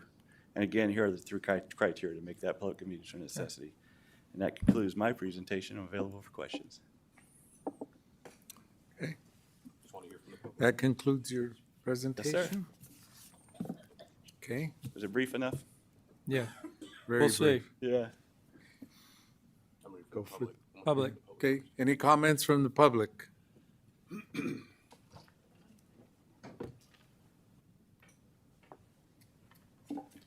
Yeah, hello, my name's Stephen Speck. I live in Bonadelli Development, and the proposed premises for issuance of this proposed license is located adjacent to a residential area, and the normal operation of the licensed premises would interfere with the quiet enjoyment of our residential property. This neighborhood is filled with families, including children who seek quiet in a natural setting. An elementary school and playground are planned for this subdivision. Granting this license will encourage noise, loitering, drinking, and crime. Research released in 2018 by Johns Hopkins University showed that areas with greater access to liquor stores experience more violence than those by bars. We don't want that in our quiet neighborhood. Issuance of the license would create an undue concentration of licenses. There is already a liquor store, Friant Trading Post, as well as a Shell gas station in Friant, which also sells alcohol, 5 minutes to the west of this location in Friant. Furthermore, there is another gas station with a market, the Millerton Country Store, 5 minutes to the east, which also sells alcohol. This proposed license is not necessary or convenient and will create an undue concentration of these licenses. The issuance of the proposed license would result in 3 liquor licenses in an approximate 5-mile radius in an area with very low population. Issuance of the license to the premises would tend to create a law enforcement problem or aggravate an existing police problem. Millerton Road is already too narrow and experiences frequent drunk driving accidents as well as head-on collisions resulting in deaths every year. In 2017, one of the neighbors in our neighborhood was hit and killed while walking across Millerton Road by a hit-and-run driver who was presumably drunk. Issuance of this liquor license in this area with an existing over-concentration of alcohol licenses would worsen this problem. Additionally, this area already has problems with cars being broken into by transients and individuals walking from Friant seeking gambling funds. And approval of the issuance of this permit would further attract this element into our neighborhood and increase crime. For this reason, I protest the issuance of this license and request that the application be denied. Thank you, sir. Any other comments from the public? Good afternoon, Mr. Chairman, members of the board. I'm Dirk Puschel, and I'm here this afternoon on behalf of the applicant. The application really has to do with a market, a grocery store, and we've made a great effort in our operational statement to describe the healthy choices of food, vegetables, and those types of things that are going to be available for sale at the grocery store. It's a trend in the industry. My client has no violations in the past 20 years of operating similar facilities. This is also part of an approved commercial center at this interchange. So it was always contemplated to be at this facility. The closest similar license is 22 minutes away, about 11.4 miles in Prather. We reached out by letter to all of the people within the radius provided to us by the county on 9/26 of this year, asking to meet with these people if they had concerns about the license and to be able to describe the facility. We described the facility in our letter. We got no responses from anyone. Then we reached out on 11/1 of this year by Zoom and offered to meet. We were on the Zoom for about 17 minutes. No one appeared. Again, in an attempt to discuss the nature of the market and that there was a restriction of only 50 square feet of area for the sale of these spirits. In other words, there will be no freestanding alcohol sales that will be behind a counter. We do believe that we can make all of the findings that are required by the Statement of Need and Necessity. They are provided to you in the staff report. We ask that you approve this license as contemplated when the center was originally developed or approved. It has not gone into construction, but it has been approved. I'd be happy to answer any questions if you have them of me. Thank you. Any other comments from the board, from the public?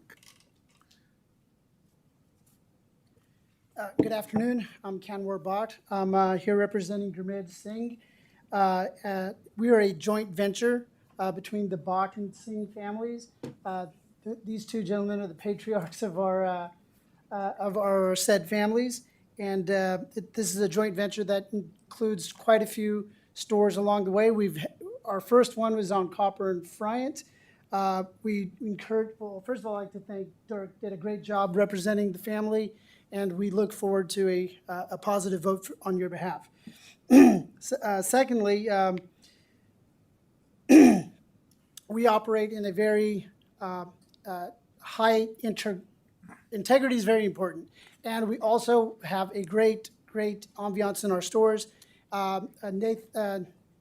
Supervisors Magsig and Brandow can attest to that, as they saw our facility. We run it top notch, a high level of service and cleanliness. As witnessed when they had the Gavin Gladding sign dedication, which was on our property, is where it was. So we look forward to a positive vote. If you have any questions as to what we plan on doing up there, I think Dirk has pretty much stated everything that needed to be said. Thank you. Thank you. Okay, any other comments from the public? Seeing none, I'll bring it back to the dais. Supervisor Magsig, it's in your district. Yeah, so thank you for this, and I appreciate comments from residents out there, and I have been paying very close attention to what's going on Millerton Road. I've been working with the Highway Patrol specifically to identify a lot of those accidents that are happening. What's the cause? Is it, are people driving under the influence? Are people looking at cell phones? What are the cause of a lot of these accidents? And so I've aggregated some statistics, and here very soon I'm going to do a video about that in general. But with this particular location, I know the zoning that is there is appropriate for what's being requested. Yes, there is a saturation based upon census tracts, but as what was pointed out, the closest market gas station type facility that's similar to this is up in Prather. And the operator, I'm very critical of operators. If there's an operator with a bad reputation, or they have citations or selling to minors, that's going to cause a problem for me to be supportive of something like this. But this particular operator, I'm not aware of any violations. I've looked into that. And for those reasons, based upon what it is, I can support this application moving forward. So with that, I would move to grant this request. Okay, is there any other comments from the board? Okay, seeing none, we have a motion and a second. All in favor? Aye. Opposed? Motion passes. Next item, We now number move to 13. Item 13, Human Resources. Approve a salary adjustment of 5% of unrepresentative management, senior management supervisors, assistant or deputy department heads, and extra help classifications within Unit 98. Good afternoon, Chairman, members of the board. Hollis McGill, Director of Human Resources. The item before you is a base wage adjustment of 5% for all unrepresented management, senior management supervisors, assistants and deputies, and department heads. The base wage adjustment helps offset the cost of inflation and helps with recruitment and retention. I'd like to note that any corrections that we need to make to Appendix C will be handled administratively and brought back to your board as a cleanup item, but I'm here requesting your approval of the item. Okay. Any questions? None yet. Okay. Any comments from the public? Seeing none, bring it back to the board. Any comments from the board?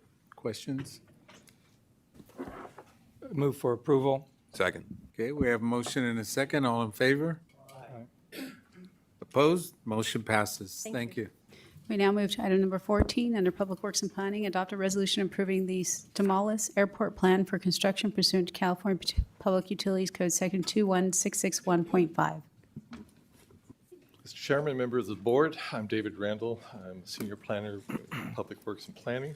Item before you is brought as a requirement of the Caltrans Aeronautics. It's pursuant to the Public Utility Code. Thank you. It requires your board to approve a plan for construction for the Tamales private special use airport. There was a conditional use permit for the airport approved in June 22nd. There was no opposition and it was approved unanimously. Staff is in support of the request and would recommend approval at this time. Glad to answer any questions you might have. Like your time, Mr. Randall.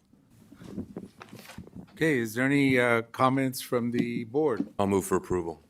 Okay, any comments from the public? Okay, seeing none, we have a motion. Second. Motion and a second. All in favor? Aye. Motion passes. Thank you, sir. We now move to item number 15, under Public Works and Planning, conduct first hearing on an ordinance amending the ordinance code of Fresno County, Chapter 2.52, Department of Public Works and Planning to update paragraph N to Section 2.52.040, duties of Director of Public Works and Planning. Where's Steve White?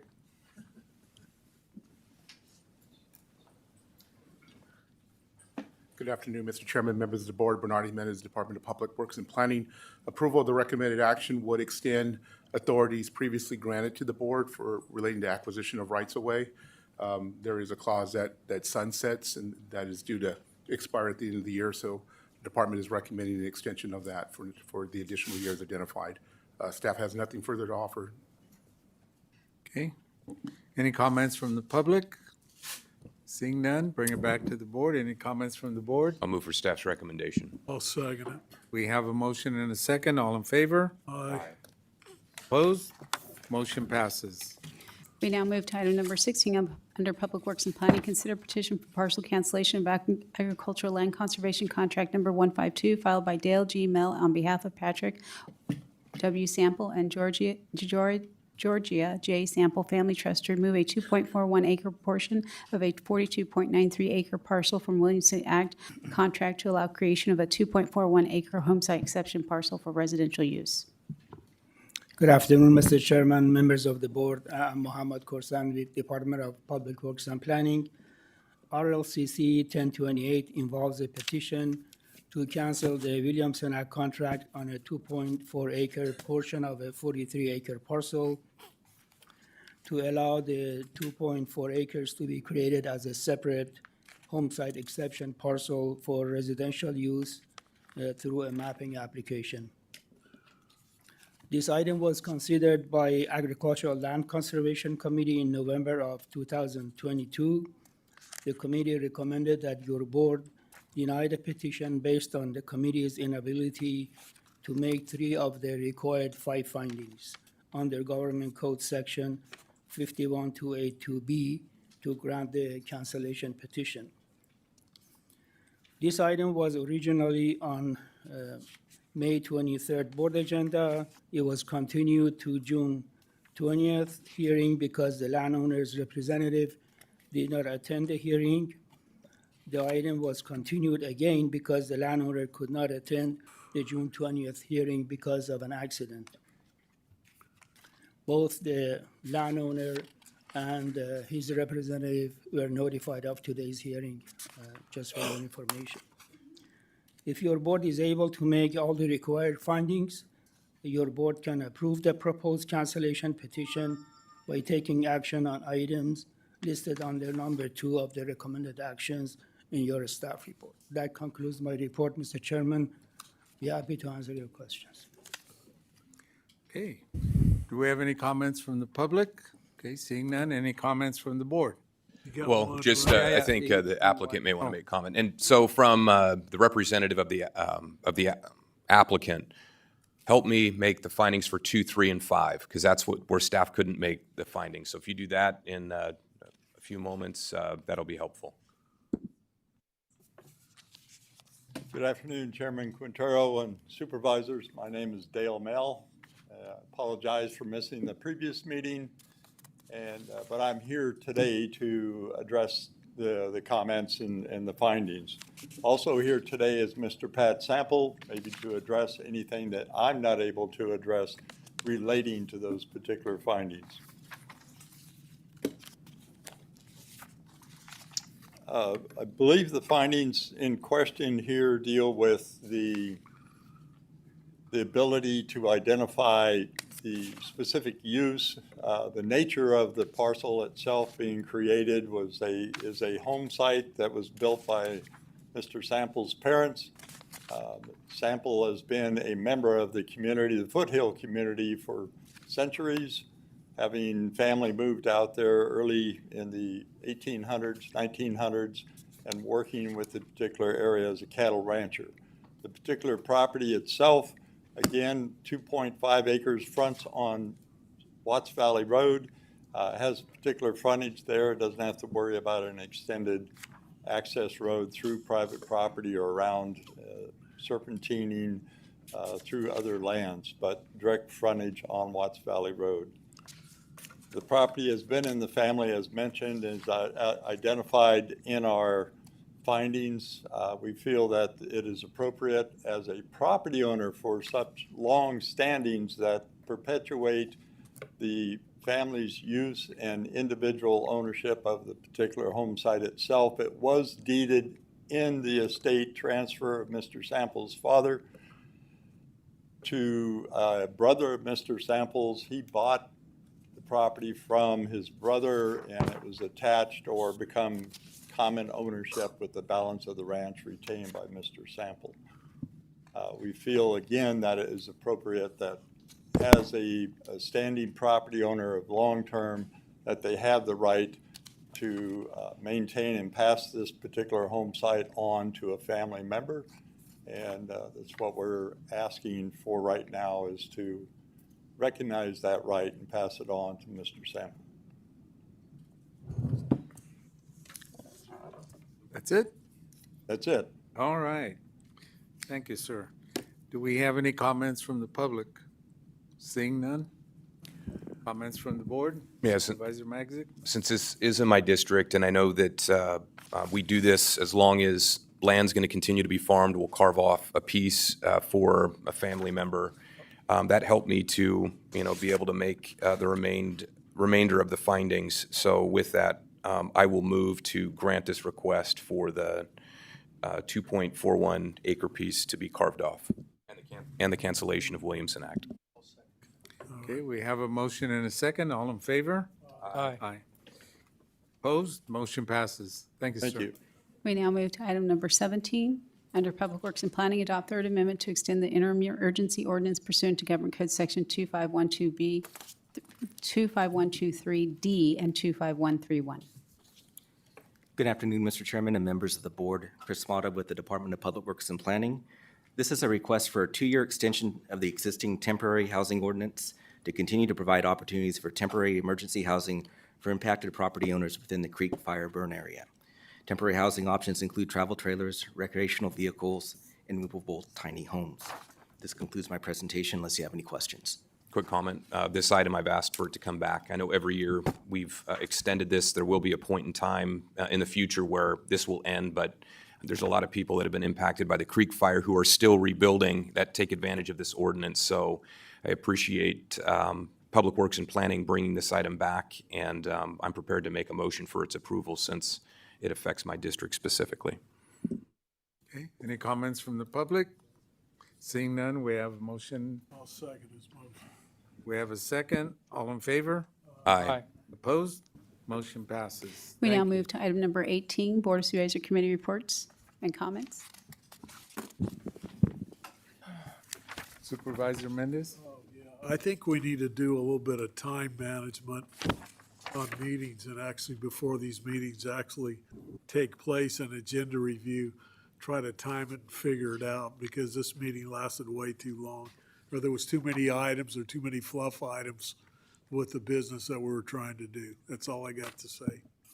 Okay, Supervisor Magzig. Quick comment. I've been getting a lot of calls from residents in my district about concert venues that are popping up on residential properties and noise ordinances being violated, our noise ordinances. So I don't know if we need to take a look and give the sheriff more tools so deputies have the ability to rein some of this in, or if there's additional code enforcement action that somehow we need to take. But I know when we get involved with code enforcement, there always is a due process for the residents and a period of time that they're given to fix the problem. But almost every weekend, I'm getting calls now from multiple locations in my district. So I would ask for our CAO to look at that.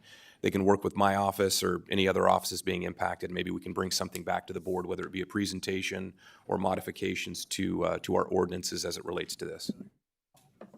You know, none of you guys live in an unincorporated community like I do, and that's become a pretty big issue where people that at one time either didn't live in the community, were out living in the country, come in and have parties and play music that you could hear from a half a mile away. So if you get into town, that don't work too good.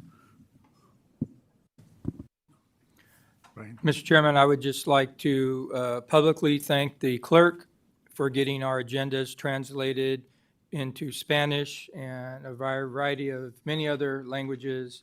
It was done in a very timely and efficient manner and even quicker than what I had anticipated. So my compliments to the clerk for getting that done for us. Thank you, Supervisor, and I just want you to know that my team worked alongside with me, and I give the credit to them. They were really good about jumping on this and getting it done to the next meeting. Well, it's good they didn't take as long as they did to this to fix our elevators, so we'll give them one win, yeah. Yeah, or the air conditioning system. Well, that was because she did 90% of the work, so. And thank you for your efforts on that, Supervisor Pacheco, to get the agendas translated. Long overdue. Thank you. Just want to make a couple comments. Our annual code drive for District 3 begins. We'll have some containers out here in the lobby. If you have any new or gently used coats, they're more than welcome, as well as gloves. It's for children, women, men, and our recipients are the Marjorie Mason Center, Poverello, the Lighthouse, Senior Citizens Village. So all those are welcome. So if you've gained a little bit of weight and got to get rid of some coats, they're more than welcome. And it'll also be containers at social services and at the Fresno Center. And with that, we'll move on to board appointments. 19, board appointments. Supervisor Mendez? None? Okay. I have one board appointment to appoint Angel Lopez to the Behavioral Health Board. That's the only one, Clerk. Okay. Any comments from the public on the appointments? Seeing none? We have a motion to approve. All in favor? Aye. Motion passes. We now move to item number 20, public presentations. This portion of the meeting reserved for persons desiring to address the board on any matter not on this agenda. Okay, public presentations. We have 3 minutes per item, and it'll be 15 minutes total if you're talking or commenting on the same existing format. Thank you. Please come forward. Good afternoon. My name is Jennifer. I am a provider for IHSS, and this is one of my recipients. We're here today. It is November, and it's the month of thankfulness.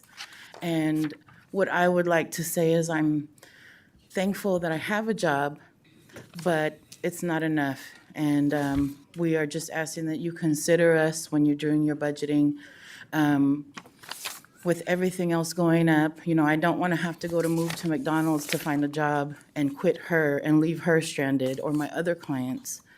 But I am thankful. I'm thankful that I have a job. I'm thankful. And I now have to take care of my mother that just recently fell and do the same thing with her. So now I'm going to have 3 clients. But at the same time, everything is going up. I'm going to pass the mic over to her. Thank you. Thank you. It's been a long morning. My name is Cheryl. I'll be as succinct as possible. Jennifer is my caregiver. I am a recipient. Jennifer is absolutely essential to me. I've spoken here before. I'm not going to reiterate what I've said before, but I do have a serious anxiety disorder, and I need Jennifer in my world and in my life. Thank you very much, and I do hope you can consider us. Thank you, Cheryl. Good afternoon. My name is Maria Avila, and I'm in the in-home services. But what I came to ask is to consider giving the lady that takes care of me and all the people that works for the in-home services more money for, you know, for the things. Everything is going up, and the lady that takes care of me, she also has cancer, and she needs like doctor to go to the doctors and stuff like that. So just ask for consideration to, you know, give them more money. Thank you very much. Thank you. Hello to each and every one of you. My name's Janice Mercado. I want to thank you for listening to us today, and I'm not good at giving speeches or speaking in front of several people, so forgive me that I'm so nervous. This is a matter that is very important to myself and my ability to provide for my son, so I will read this to you to try to impress upon you how necessary our wages are. First, I'd like to say that I am thankful and grateful for the IHSS program. I am able to have the peace of mind that my 9-year-old son is receiving the best care. My son has a diagnosis of Down syndrome.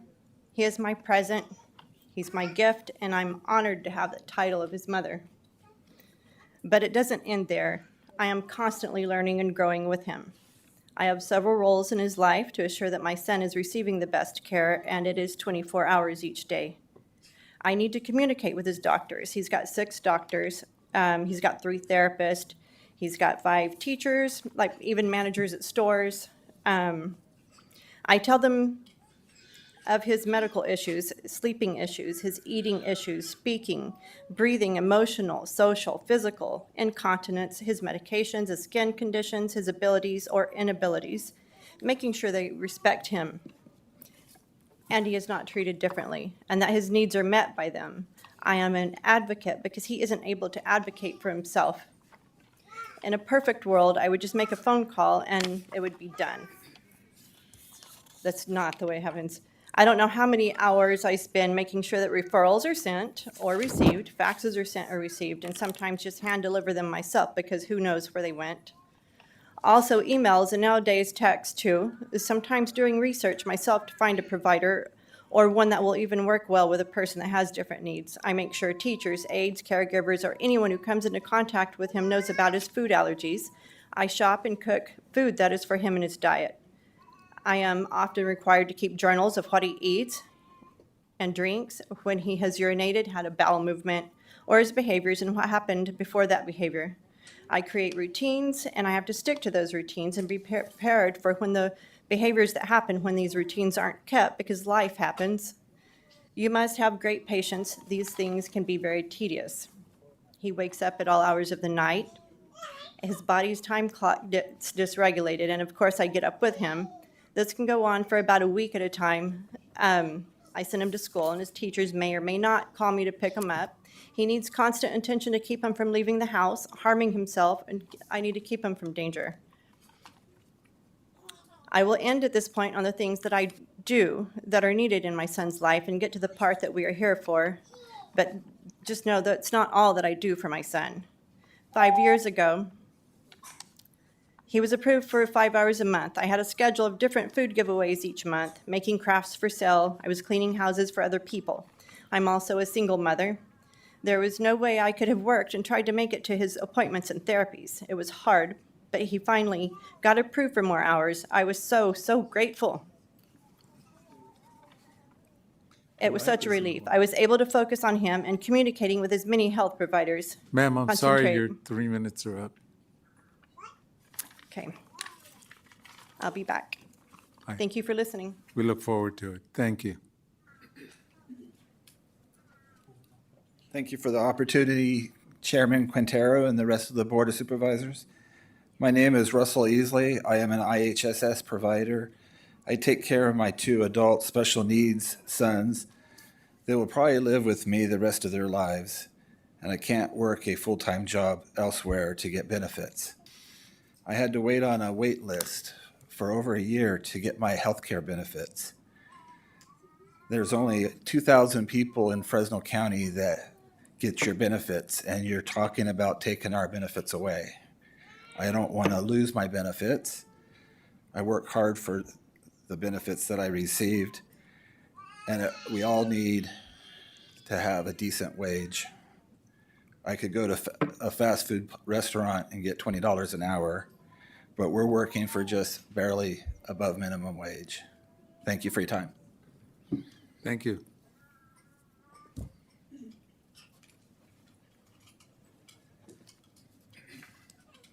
Good afternoon. My name is Olga Valle. I live in Brian Pacheco's district. I also today I also represent different people that are from my family, which is Betty Mendez, Steve Randall, and Sal Quintero, that weren't able to come today because they have major things going on in their families, and to find someone else to take care of them and be here is quite difficult.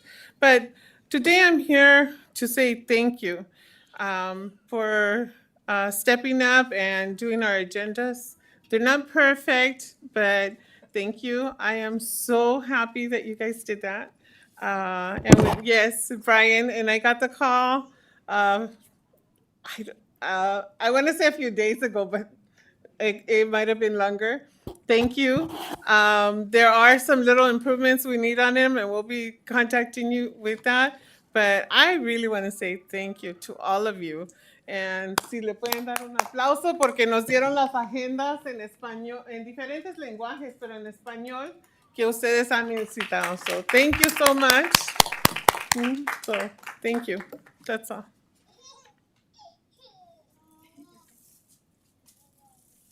Good afternoon. My name is Mary Helen Lopez. Thank you very much for being the Board of Supervisors right now. Let me see. I think, what did you suggest? 15 cents? A dime and a nickel and a dime? I don't know if we can go anywhere with this, nickel and a dime. Used to be a long time ago, we could go to the nickel and dime store and get a bag of candy. I don't know. Not now. Can't even buy an egg with that. But anyway, I wanted to tell you a little story again because I told you a story about my Min family. Now I want to tell you about my mom. My mom was a dietary supervisor for many, many years. I grew up in a dietary supervisor. And one of the things that she told one of the all 8 of us children was, do not put me in a convalescent hospital. Do not. Whatever you do, please do not put me in a convalescent hospital. Well, I got the chance with the in-house support system to stay with my mom, even though I had a very good job. Very good job. And seeing that she had dignity in her bed, in her house, and her family around her. So we need the IHS people. We need in-house support people to have that type of dignity that work all their lives and now want that given back to them. And yes, all 8 of us helped out. And yes, all 8 of us were there when she passed on. Thank you very much for that. Okay.